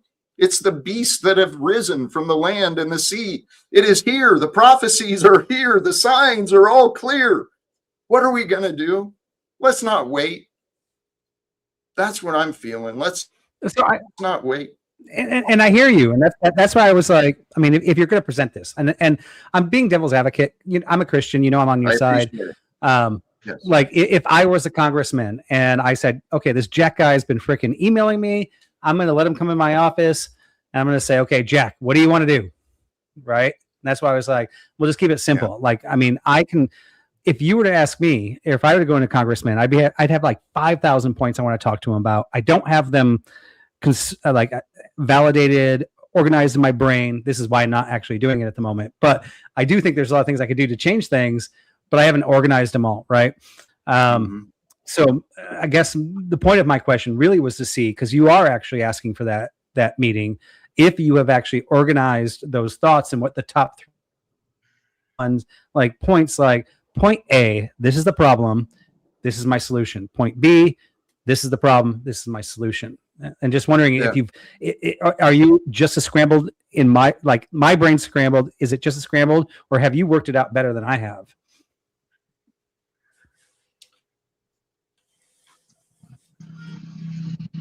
Because I want to get rid of evil. May have worked out. That's pretty easy to say, right? I may have worked out here. I don't claim to have all the details. Okay, that's not my path. I know that's not my path. Because there's other people, there's other organizations who have spent time working on solutions, right?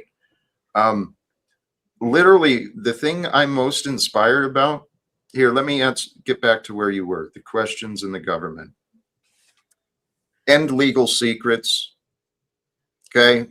Work together, overcome this Democrat-Republican BS, right? Politics is for division, but the goal is for unity.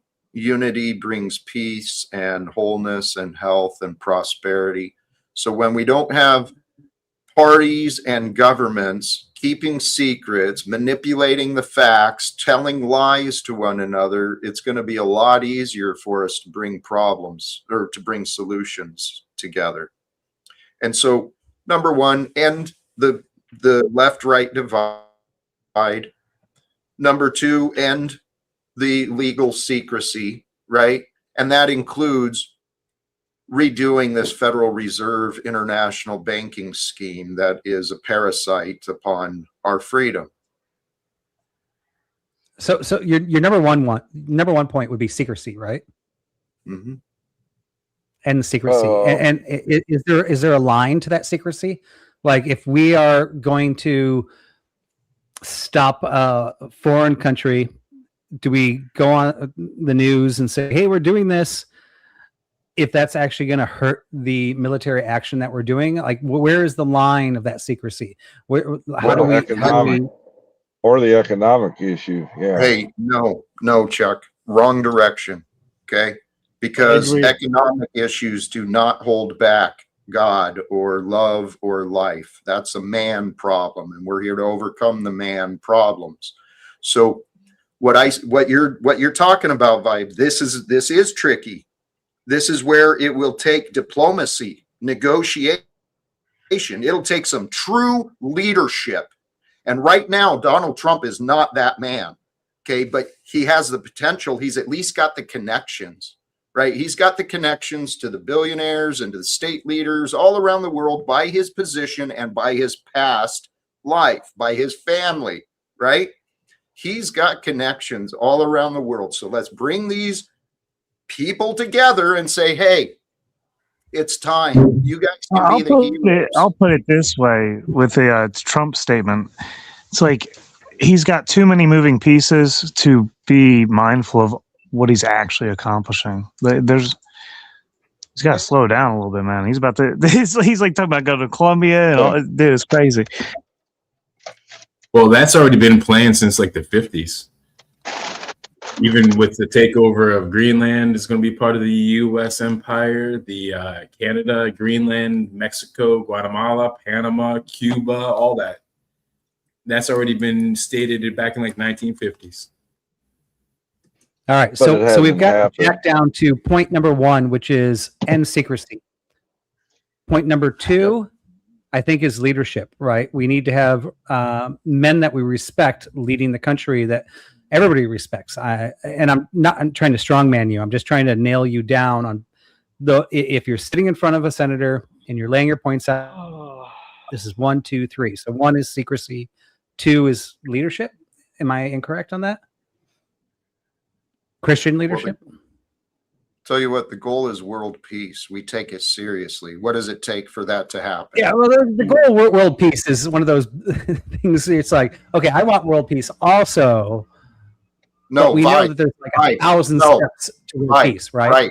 Right. And that's the goal. So let's focus on the goal so we don't get distracted by the side games and the side circuses, because I get a lot of people saying, well, you can't even talk to these people unless you have money, right? Okay, so, all these people that want to play the games. If everybody in the world focuses on world peace, there has to be a checklist, right?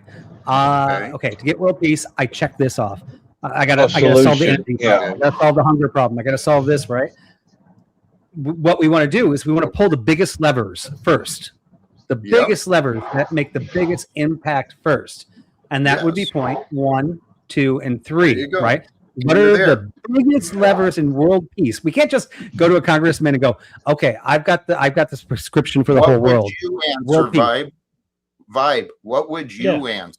I've given a lot of thought to this, but here, if you were to take a stab, what would you suggest? The biggest bang in the buck, if world peace was our goal, where would be the best place to start? Well, I mean, I admitted this at the very beginning because I was very interested. This is why I actually asked. I said, I've got like 5,000 things in my mind that I think would help the world. And it's probably different than other people. Well, I don't have a prescription to solve. Where would we start? Where would we start? Where's the biggest problem? Okay, so now you're turning this on me where I never actually said that I want to sit in front of a congressman because I think I can tell them how to do this. You are the one that sat in front of them or saying, I want that seat. And I'm asking you, because I'm really curious, because I also would love, if I could figure that out in my mind, I would also be wanting But to here's get the that. question. Why can't you figure that out in your mind? This is why truth or cop. Go ahead, Jack. Thank you, Tark, because as you said, yes, I've actually explained this. I've answered this for the fact that yes, thousands of times. Thank you. And maybe you haven't heard, but even in the answers I've given, you're not connecting the dots for yourself. That's why I switched it, right? I switched it to you to give you a chance to think for yourself, Vibe. This is what I teach. Actually, this is what Jack Talcott teaches as a life coach, is how to calm the mind, recognize what God has revealed to you, and then actively, work to discern, what does this mean for me? What has God brought to me? What I claim, and I'd like you to consider this as a possibility, what I claim is that through me, God has brought you opportunities to join a man who is, by his life choices and ideas and visions that I found, committed to world peace. Ending wars is the reason I moved out here to Baltimore. Okay? So, Vibe, the answer I came to, the biggest problem in the world is Washington, D.C. Because they prop up the UN theatrics and they're not doing shit. The whole world is suffering because of incompetent leadership. Jesus is the king. He showed us how to lead. All we got to do is follow his way. Men, talking to the men especially. But how do you get somebody to take the godly viewpoint? Well, I mean, we can step it back because my original question, Jack, and it was pretty simple, right? You're like, I want to have this seat. I want to be heard. My question was, if I was that person, right? Like I was that senator that you wanted to have the ear of. I'm not saying I am, right? I'm just fictional. Yeah. And I gave you 15 minutes and said, okay, give me the 3 points that I need to do for my district, my country, my world, or whatever, right? You're like, the first thing you wouldn't say to them is, I want world peace, right? Because he's not going to go, oh, okay, thanks, Jack. I'll go take care of that, right? The thing is by the time they talk to me, they should fucking know that, right? Because that's why I'm there. And this is actually what I'm talking about, is by the time I get to talk to people in Congress, when it happens, I'm not imagining just bumping into someone on the sidewalk and getting some breakthrough. That's not my path, right? But what God has shown me in my path is that when people work together, we can get conversations. And if we can get even a small committee of sitting congressmen to actually understand these ideas, unity, which it's actually kind of what I'm presenting as an actual kind of come to Jesus moment.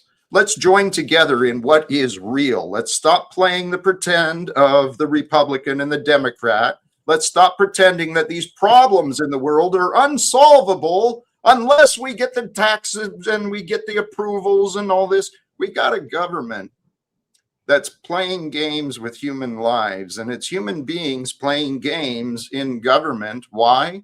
Because we're all children that God sent here into the world to play and create the life we want. But those who have been conditioned to obey, those who have been traumatized and abused, they live in fear with slave minds. I used to live as a slave mind. I thought I was free. I knew I wasn't free, but I sold my freedom and my liberty for a paycheck. I know I'm not alone in this world. Many people have sold their freedom and their liberty and their happiness away for a paycheck and false security of a job from an employer who doesn't give a shit about them. And then we pay taxes to a government that only pretends to care about the people. But we've got problems in our nation. And I actually think God has woken up enough of us before the world continues into more violence and more destruction. How about we find a peaceful way to bring the change? Vibe, I'm sorry I got on the soapbox again, but no, it's great. I mean, it's good, right? Because I asked you to say, what would you say if I was that person you're speaking to, and if that was what you were saying to me, right? I would go, sounds great, same thing I want. How are we going to do it? And I don't know how to do it, by the way, because I know earlier you turned around, you're like, well, how are you going to do it, Vibe? I don't know, but I hear you saying you do know, but I haven't heard the prescription to solving that yet, right? It's just like we all need harmony. We all need to like live up to it. Like Vibe, what I want to hear, Jack, is I want to hear. All right, I know not everybody's Christian, but I do believe we should push those morals. I think our communities need to have stronger support for families. I think the Christians need to have more ability to take accountability for their areas, like actual prescriptions, not like I want this. I want to say I want you to go. I think that if we do this, we will get this outcome, right? I think that's you want a specific instead of a general. Is that what you're asking? Yeah, I mean, you can't just go, I want world peace. You know, you can't do that. You have to He's go, not saying that, Vibe. And here, this is where I'm going to stay. He's not saying that, micro. Yeah, and I've explained. Maybe I'm wrong because I haven't heard. Well, no, I've heard wants, but I haven't heard prescriptions. Right, because you're not listening. You're not, and actually, I can explain it, but only you can choose to consider it. Only you can choose to understand it. The steps are very simple. End wars. When people stop fighting, the wars end. Okay, and that's when not we're not caught up in battle, that's a wish. What's your prescription? Go ahead, Vibe. Tell you what, I already. You don't want I don't my have answers. the answers. I'm not the one claiming the answers here. Would you please allow me to finish, and you can think about what you hear before you reject it, please? I'll let you finish. I'm sorry. Well, the fact that you reacted with this as well. I mean, it's so simple. Maybe that's the problem. I mean, the Spirit in God really is so simple. A child can understand, but we outsmart ourselves. And the world has outsmarted us. Ending wars. When people stop fighting, the wars are done, right? Diplomacy and negotiations, those have not been utilized to the fullest extent. I don't have the academia, but I know what it takes. I know that peace is available. I mean, Netanyahu and Putin, Zelensky, and whoever else, right? They can tell their troops to stand down while we work on step 2. Immediate reforms, confession, disclosure, admission, right? Things that God and the church allegedly promote. Don't they? But God is separate from government is the thing, I think.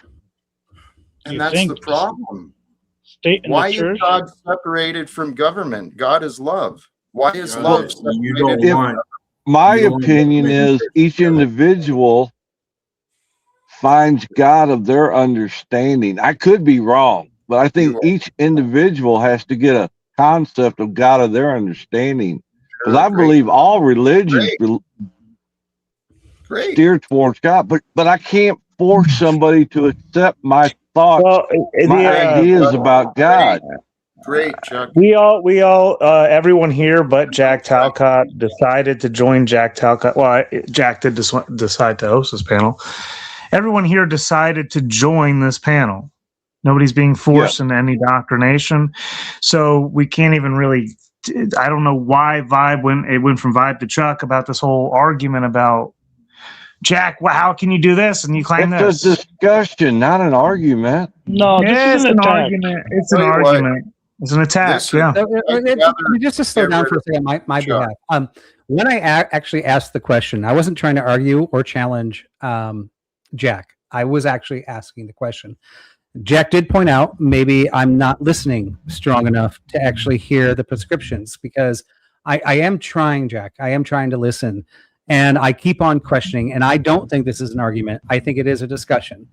So I'm really not like, I didn't come up here. I'm like, I'm going to challenge Jack. I didn't even know we were going to be going on this. I was just kind of curious because I heard him say, I really want to talk to the politicians. I would love to talk to politicians. I don't have the guts because I don't have any prescriptions to tell them, because the world is too big, too complex, and maybe Jack's got a better understanding than I do on simple things. But what I hear when he's like, war's bad, stop war, stop fighting, stop killing, that ends war, I get that. But to me, that's as simple as saying grape is bad, stop graping, everything's great. But we know you can't just go stop graping. There is a much bigger issue underneath that that has to be solved. And I am failing to see the prescription you're offering. Now, I do understand the prescription you're offering through Christ, because my brothers don't do that. My brothers will not go to war. I do understand the faith through Christ, but I also understand the reality of the rest of the world. And I don't just see going, well, if we stop fighting, we stop war. I feel like, Jack, you're a patient man. I'm sorry, Vibe. Well, it does tie back. Hold on, Eric. It does tie back into the other point that I made earlier about you can't, like, we're supposed to, like, everyone could be family, but you have to set boundaries and limitations, because people will just, I forget the context. We laid this out earlier, and it's kind of the same line of thinking. So we can't just offhand deny what's being stated there.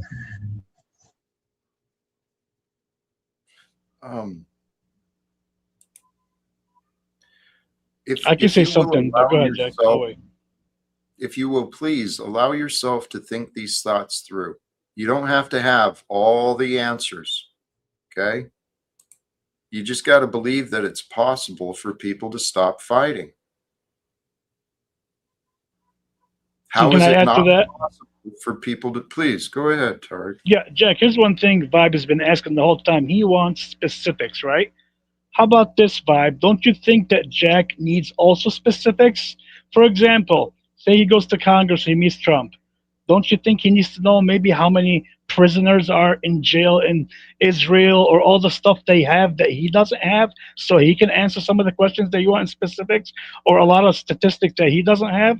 So he can't give you like certain specifics because he doesn't have what they have yet. It would have to be a conversation, and then he has to get information, and then he can give you like very specifics. No, not really. I mean, if he had a thesis where it's like, if I knew this many, I don't. Let's say he goes, I don't know how many people are in prison right now because it's hidden from us. We're not allowed to know that. I don't know how many people are in refugee camps or things like that. But I do know, based on the numbers I run, on my statistics, on the best guesses of what we think it is, I think it would be this. Can you give me the numbers, and I'll show you the prescription? You don't just go in blind going. You don't think countries have? I have a great prescription, conditions. But I don't have any numbers. Can you give me the numbers? I'll come back a week later. Okay, but you don't think they have conditions with hostages and numbers? You don't think there's conditions besides the numbers? Are you kidding me? But you know what you know the numbers that you need before you walk in. He doesn't even know the numbers he needs before he walks in. That's my point. So now thank you for. So thank you. You're saying that. You're saying he doesn't even know the numbers. So you're here to attack him. Go ahead, Jack. Well, no. How about this? I mean, the devil is in the details. Okay, the details do paint in the picture, but the details can also create all these confusion and people get lost, right? What you're describing, Vibe, I haven't had much success. People haven't really trusted me or shown a lot of interest in, hey, Jack, if I work with you as my coach, what can I learn from you? Right? Haven't really had a lot of that experience, but in my own theories, what I understand, someone who's dealing with addiction, someone who's dealing with trauma, I believe I can offer some support without all the details. Just generic ideas, generic concepts, the bigger picture is sometimes all we need. Okay. I'm going to concede and agree with you that you can give general guidance when life coaching, right? And I'm not a life coach. Like I said, I've got a lot of things I got to fix in my life, so I'm not trying to fix anybody's lives here. But I have been very successful in business, and I interview and I work with people, and I'm a little bit like a congressman in the sense that if one of my staff says, "Hey, I think you could be running the company better," I'm going to be like, "Come in, tell me what you want to do," right? And if they go, "Well, I want the company to make more money and I want my paycheck to get bigger," I'm going to be like, "Get out of my office." Now, if they go, "Hey, I noticed on the floor that everybody's using cream and we build metal parts, and when the cream gets on the metal parts, it messes up manufacturing and reduces our production on flawed parts by 20%. Can you give me a raise for discovering that?" I'll be like, "Heck yes." Right? This is what I mean, right? Or if he goes, "I see there's a problem. I'm not sure what it is, but I do see that. Will you give me a little raise to go discover the problem?" So he doesn't have the numbers, right? This is what we were just talking about, the numbers. If you don't have the numbers, how can you give a prescription? You can still see a problem and go, "Hey," and you even mentioned this, Jack. You said, "Oh, maybe I can have a committee." And all I asked was for like 3 things. If you were to sit in front of a boss or a senator and you were to sit there, you know for a fact, and I'm not being mean.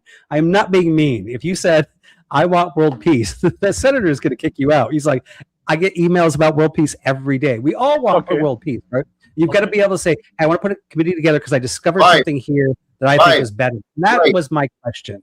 Vibe, right. And you're still returning back to your original objection. Is any inclusion in my explanations? You got any feedback on what I said? Well, I tried when you went on the first one, right? Originally, you were like, you started off with finding Christ, and I said, "So Christian nationalism," and you said, "No." And then you responded with transparency. I said, "Okay, number one would be transparency." We talked about the transparency line. I'm trying to nail you down. I think this is good for you, and I'm like, if you were to sit with somebody, wouldn't you want to give 3 good answers? Hey, Vibe. Okay, I'm sorry. I know you think it's helpful, but it's not. What would be helpful is if you actually tried to think about what I'm saying as though you were actually in their position, right? Actually have the authority and the ability. But see, you don't actually have their education. You don't know what they're capable of. I've got an idea of what they're capable of. I've interacted with politicians and executives. I understand how things can be, but all I'm talking about is the facts. And Vibe, really, actually, let's swing back to your very first one where you wanted to narrow me down and say, so you want to present Christian nationalism. How about this? How about we get some true Christians who follow the way of Christ, not necessarily the church, right? But follow the way of Christ. And we call out the unrepentant sinner who Donald Trump clearly is. Let's lead him back to a more righteous life, right? Because he's claimed he wants world peace. He said that was his New Year's resolution, right? He told the reporter, world peace. He's saying the words. Let's support him. Mm-hmm. But Jack, here's what Vibe just did. He gave you an example about his little business, him hearing out his worker because he wants to see something better, right? Let's make sure that's comparable with world peace, right, Vibe? You know, United States is involved with like 190 countries out of the 200 and some countries in the world.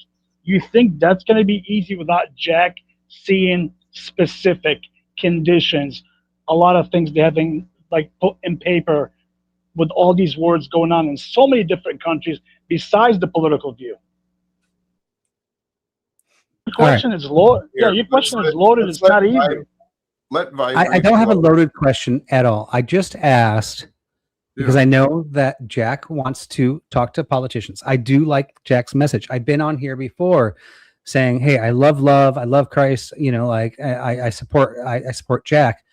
I asked him if he were to sit in front of a senator, what would be the 3 points he would give them. Now, he did tell me, and I politely did try to strongman you, Jack, going, okay, when you said finding Christ, I said, do you mean national Christism, Christianism? You said no. And I was like, okay, I got it wrong. That's fine. That's fine. I was just trying to I was just trying to nail down the first point, but we never actually nailed down the first point. You didn't. And once again, I'm not trying to criticize you or tear you down or do anything. I actually if you were sitting in front of the senator, what would be your points besides world peace? Yes, you said that several times, Vibe. Okay. Why are you laughing now? Tarek, please. Right after I answered, Tarek, you brought up some stuff, and then Vibe apparently didn't hear what I answered, or it didn't click. Okay. So what do you think about my claim about Donald Trump being clearly identified? I'm clearly identifying him, making the claim that the evidence shows Donald Trump is an unrepentant sinner. So should Christians just go along to get along and ignore what he is doing? Okay. So once again, if I were a senator and you were to come in and ask me that question, I would say, why are you sitting in front of me? Like, what do you want to do? Dude, you're not understanding his question. I'm asking you here and now, Vibe, not as you as a senator. I'm asking you as a man who follows Christ and a Christian. Given what you know of the world, what you know of the Bible, what you know of Christ, should we just do nothing when we clearly have an unrepentant sinner at the helm of the United States of America? And it's not just one, it is many unrepentant sinners who have moved in to many positions on our watch. Yeah, so it is our job to follow Christ first and his laws. It is not our job to determine whether they are unrepentant or sinners or anything like that. He will make that final decision. Now, we can use our own logic, like when a porn star that's done so many things gets baptized, whether we think that's real or not, but we won't necessarily be right or wrong. That is for God to finally determine. When it comes to what the Bible says, it does say that we're supposed to follow our nation, even if it goes against what we're doing. But that's only secondary to following Christ first, right? And scripture and verse, or otherwise you're talking out your ass. Yeah, what are you talking about? You have like just right now, muttered the whole thing right there. Okay. When it comes to me, you want to bring up scripture and you need to back up what you're saying. Scripture and verse. Well, what he's saying is you build outward, you don't reach out to the nation and then try and change it. You accept what that is and focus on your family and making sure that's secure. It's a different perspective. I want to point out the word nations has been changed, relatively new. It used to be Gentiles, not nations.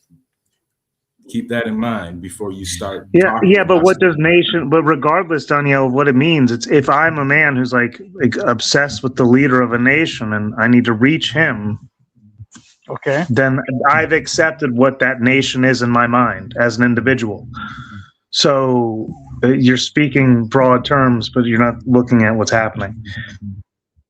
But Truth to Cop, Jack asked, "What would you do, right, as a Christian?" And the system is under democracy, right? Voting, all the stuff. And Vibe answered very clearly. He did. Right. Go ahead. But here, actually, please, I'd love to. There's two things. I do want to press back on what was offered regarding following the state, because that is what the churches have certainly promoted. And Vibe, I wanted to make sure you saw this from Chuck. Chuck, thank you for the contribution. He is still in the back. Vibe, I would like to interview you.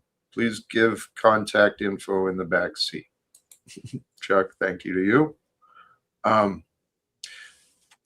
there's subtleties, right, that we need to incorporate. At the time of Jesus, things were different between the state, the economy, the religions. They were different than what we have today, but they were still kind of the same thing.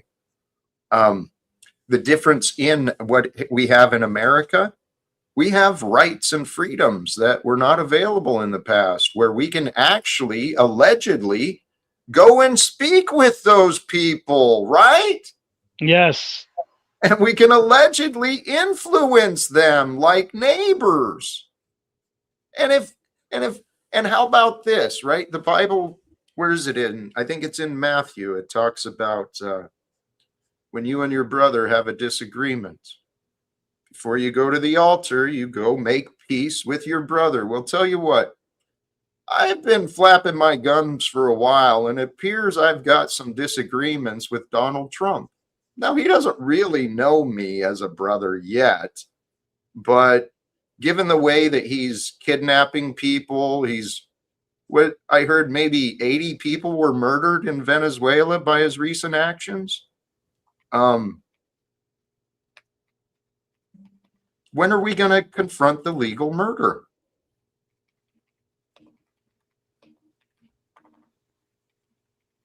God has given us everything we need.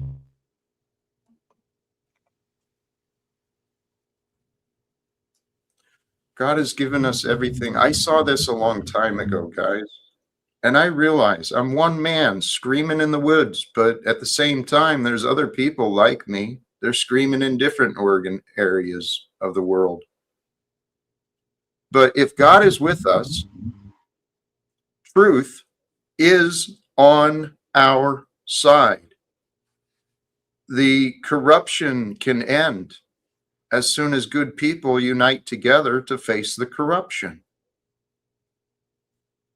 Let's not wait. We're good people.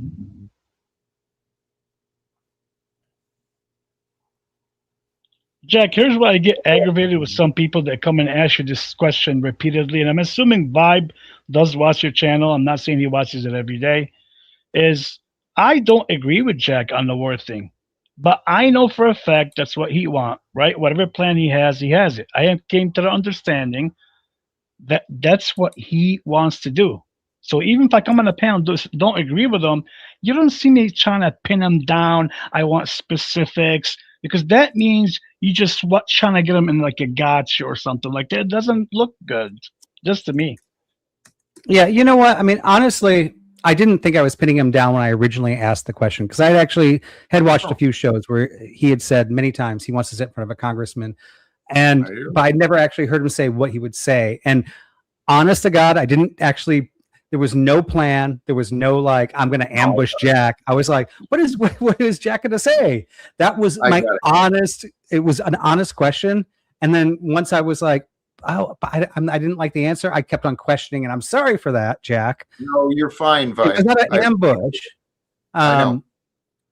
And I know everybody's like, this is turning into debate. And by the way, people were like, Bible scriptures. I'm really bad at memorizing Bible scriptures, and I try not to Google while online, but I just got attacked on that. Key passages from the Bible: Romans 13:1-7. Submit to the governing authorities, pay taxes, give respects and honor where due. I knew when I say things, I may not be able to quote it off the top of my head, but I know it was there. Peter 2:13, be subject for the Lord's sake, for rulers and authorities, honor everything, honor the emperor. Now, there are occasions also laid out in Acts where we are supposed to uprise against really bad acts. And that is actually stated in Acts 5:29. So I know you guys were like, you don't know your Bible, whatever. I'm sorry, I came up with it out of my mind. I didn't know the phrases right off, or the verses right off hand, but I knew it was there. Okay, as I pointed out to Jack the other day, you should really read Matthew 5:33-37. You just said something as a Christian you should never say. Which was... Go ahead, Daniel. You swore to God that you were telling the truth. Well, I guess, in my mind, I actually was, because that was my truth, and my truth actually was true. So to my belief, I truly believe that I was being honest. I checked myself, and I would always correct myself if I'm wrong.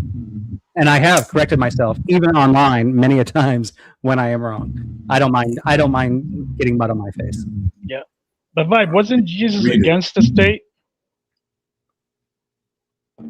Yeah, I don't want to go into the. No, I'm just saying. Like, you're saying follow your government. You said follow your government. Yeah, go ahead, Jack. Yeah.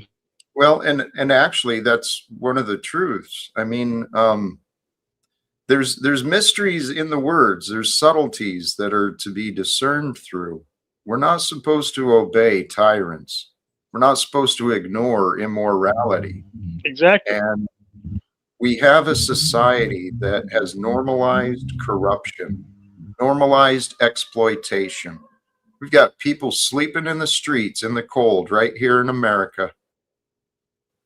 Right? We've got mothers and fathers, struggling economically, wondering how they're going to pay their bills, how they're going to feed the kids, keep the lights on. This isn't what America was created to be. And shame on us. It's happening on our watch. I mean, it started before us. But I think we can do something amazing. And actually, let me check my language. I believe God is doing something amazing with us. It is my theory. I'm not claiming to be a prophet or anyone special, but it is my theory that God is fulfilling prophecies through us. Now, it doesn't, but just like my life has been, things show up in my life, not the way I thought it would be, right? So why would that be different than the Bible?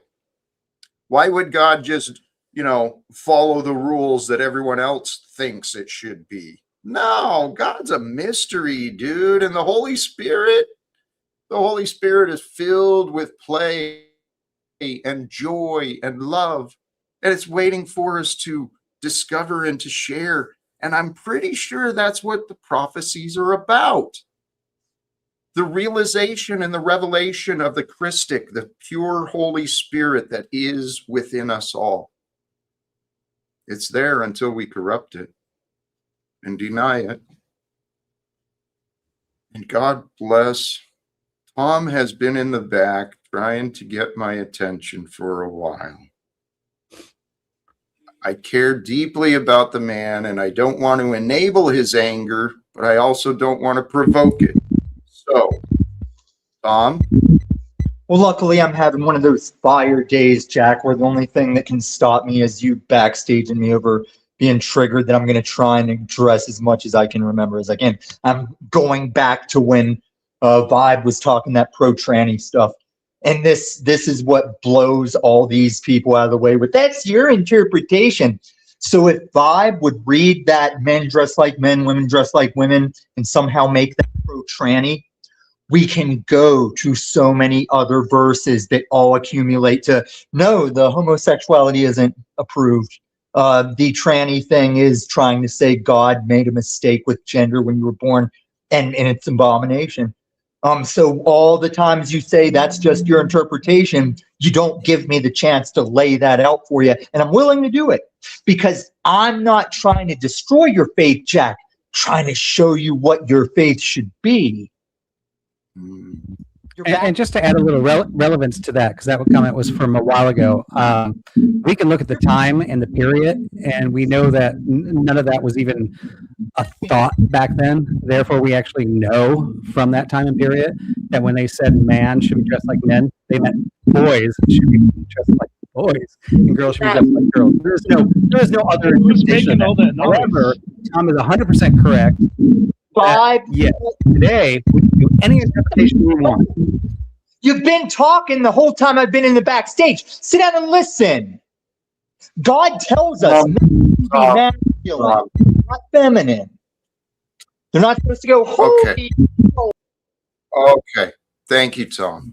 Your audio, I'm sorry. You've been sucks. I know that's going to tick you off, Tom. I'm not bringing you back up. I'll accept the consequences. You've been back there a long time, but your audio is stinking and your attitude sucks. Yes, it sucks. And Tommy, stop preaching to the choir here. Stop preaching to Jack about Christianity when you on your own panel been lately propping and promoting snafu and doing all kind of weird shit. So don't come here be righteous and all because you're not. Yeah. Who? That was directed at Tom. Tommy. But, hey, guys, we're over 2 hours. I'm feeling like maybe it is time for me to start wrapping up. I genuinely, Vibe especially, I get a little frustrated sometimes because I do feel like I've answered these things a lot. But I do appreciate the way you converse with me and the way you ask questions. You shine brightly, brother. Thank you. And that's Vibe on YouTube.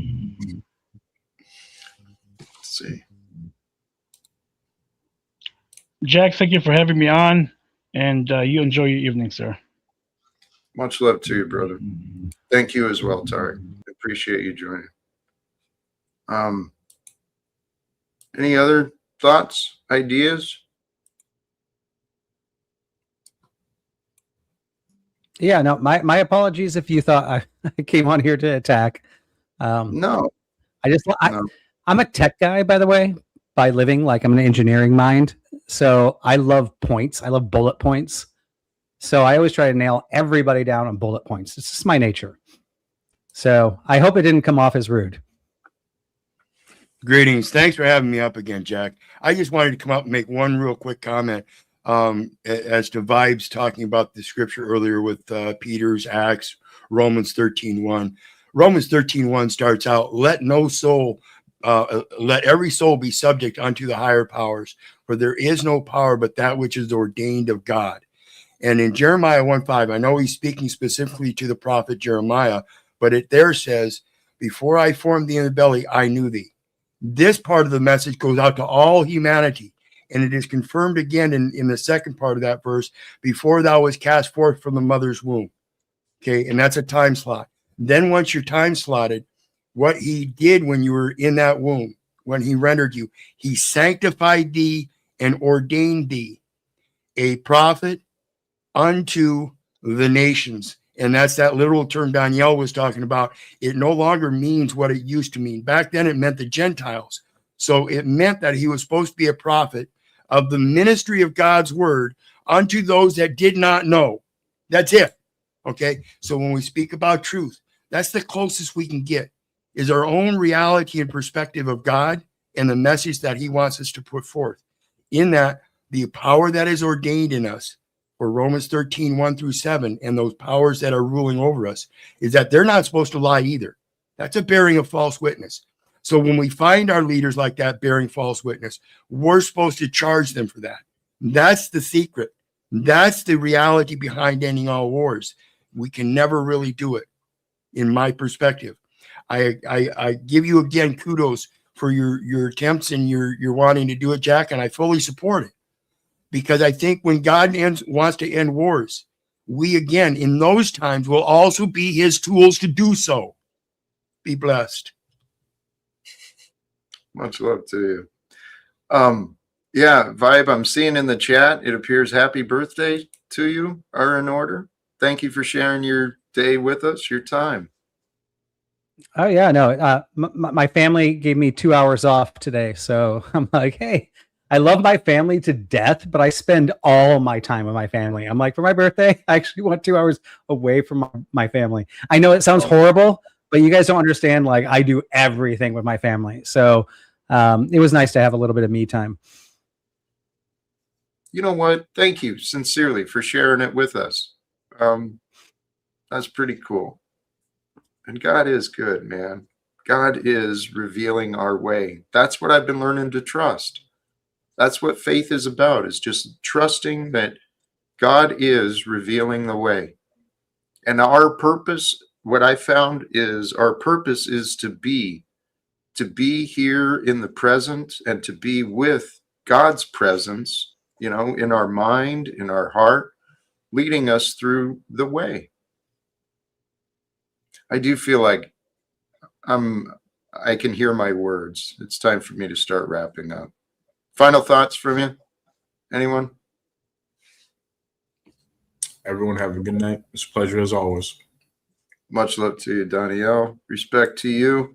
Vibe, anything last from you? I'm good. We're relaunching the Bible study at Vibe on YouTube.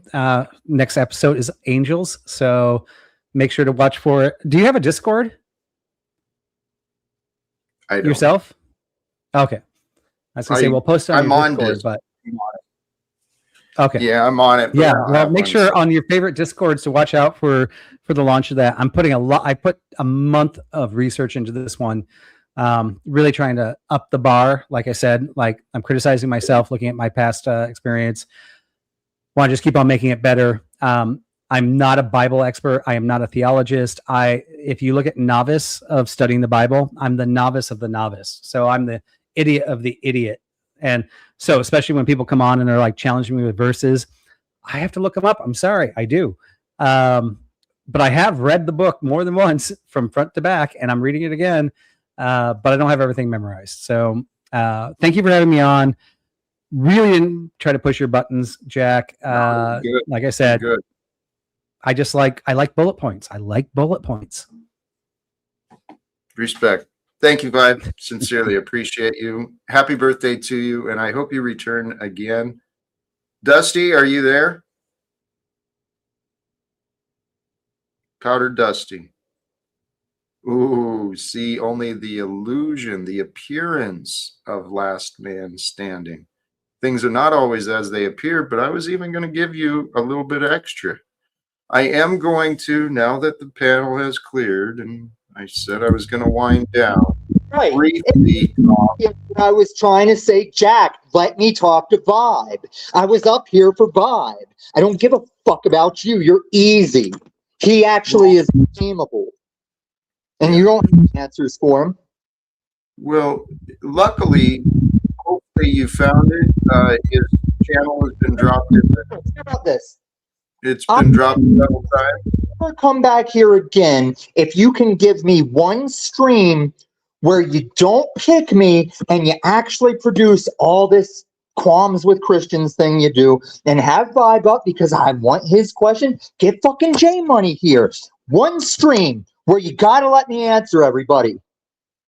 And I'll fucking ghost you, I swear. And Donnie L's got too much of his daddy in him. Your daddy too? Because out of everything you and Vibe said today, just came up to get that show and swear to God. You sit up here and say swear to God all the time. But I know. Christian. He called me out on the swear to God the other day. Your audio, dude. Thanks for reminding me. The mic is always here. You don't say anything until it's a reason to boot me. Faggot. Good Lord. Do you not see what you do? Respect to you. I appreciate your offer. I'll consider the value. Yes, if I want you to be completely gone, all I got to do is give you everything you want. I got to submit to you for you to leave me away. And hey, you know, why not? What's going on? Hurricane. What's up, Jack? Happy New Year. How you doing? Feeling blessed. How are you today? I'm here. Yes, please. What's up? No, I just come here to just to enjoy the party, but I guess I'm late. Yeah, it was last call. Final call has already been made, so I'm kind of ushering people out. But anything before you leave? It is good to hear from you again, Jack. Of course, and so is the chat. Everyone, much love. You know, y'all know how it is, and hopefully, I be here in real time next time. Hey, much love. I appreciate you. Yes. And swing through. We will be back again. And I want to offer some respect to the other Chuck. You've been here. Are you still there? Yeah. Are you on Eastern time, Jack? Yes, sir, I am. Are you going to be available tomorrow, say between 1 and 3?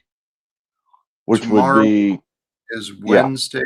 Yes, I believe so. Certainly. Would you be interested in doing a recorded? We can do it recorded. We don't have to do it live. But about your experience of recovery. I'm really interested in that. Because my channel, I'm trying to kick off a channel about recovery from addictions. And I know you're one that has overcome the battle. And I'd like to get your story if that's possible, if you're interested. If not, that's fine. But I'm offering the invitation. Actually, Chuck, I really appreciate that. That invitation sounds very wonderful. And And I'm not going to get any political talk or any arguments about world politics or anything. I'm more interested in your recovery story. I appreciate that, Chuck. I really do. Because I do hope my story can help others. Just like I know That's what I hope too. Yes. Yep. Yeah, I got that. Yes, we can connect. So you know how to connect to me? No, I don't, because the phone number I got is no good. That one? 509-768. Nope, I got a wholly different phone number. I got your number from back when you was in Seattle or Tacoma or wherever you was at out there. I got a Oregon number, Washington number. Washington, yeah. Okay. I will write this down. I'll give you a buzz tomorrow. Text. That's Sounds fine great. with you. Yeah, that sounds amazing. I know you want to go. So if out there in the audience, if nobody's told you that they loved you today, we love you. And I'll go with that. Thank you. Hey, much love to you, Chuck. I appreciate that. Thank you. Tom? Did you see how you put me in the backstage and then framed it as give everything you want?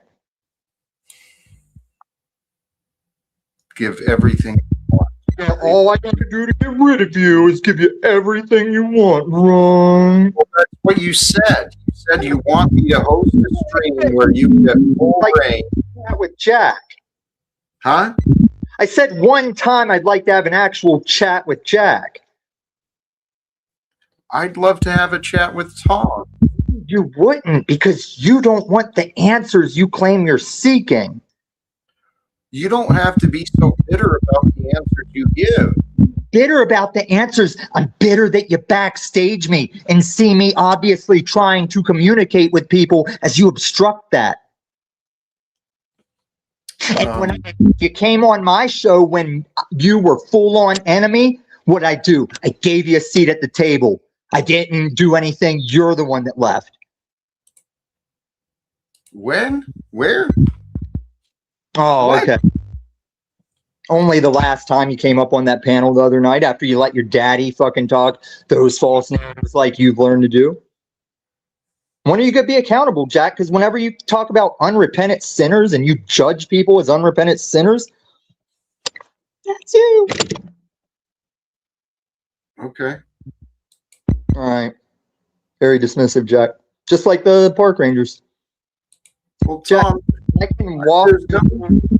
Jack, and I don't want what you don't get. It's just like the dinner for schmucks thing. If you'd actually let me carry out the walking you through of the thing, you'd be relieved that you don't have to take on the thing you think you have to take on. And it's not that ending. Tom, what if that beautiful explanation was true for you? You just heard me out. You might not have to do the thing that you think you got to do. Well, you haven't heard me out. You haven't heard the Bible out. I've heard. So I don't have to say what if, because that's how we know you didn't really read that thing. And just saying that it explains your life, it doesn't make sense. And you like to say a lot of broad things that you'll never go into detail on. All right. So you say. I'm keeping it real with you, Jack. All right. So what do we do with that? Now, what do you think of Truther Cop on there, like maybe 13th flip of like they show that they know that you're doing a thing, not thing, and then they come up here and just totally go to bat for you against any kind of I don't even want to call it a challenge. Any kind of, well, what about this, Jack? What if this, Jack? Because, I thought Vibe was trolling you. I thought he was like this 4D chess troll. And then I realized, oh, the act of doing what is actual help for Jack's goals triggers him because you might not be doing anything about it. Hey, I'm done. No, listen, look what you said. Like, if I build a pool house, it's why. Wait. You're not helping. Your audio is frustrating. I'm tired. I want to be done. Yeah, audio. It's part of it. It's part of the attitude too. You're just sitting here going on, and it's like, why? Brothers and sisters, today the topic, we got way off on all sorts of things, right? The idea of being slave-minded versus freedom-minded. Truly, truly, I tell you, anyone who sins is a slave to sin, right?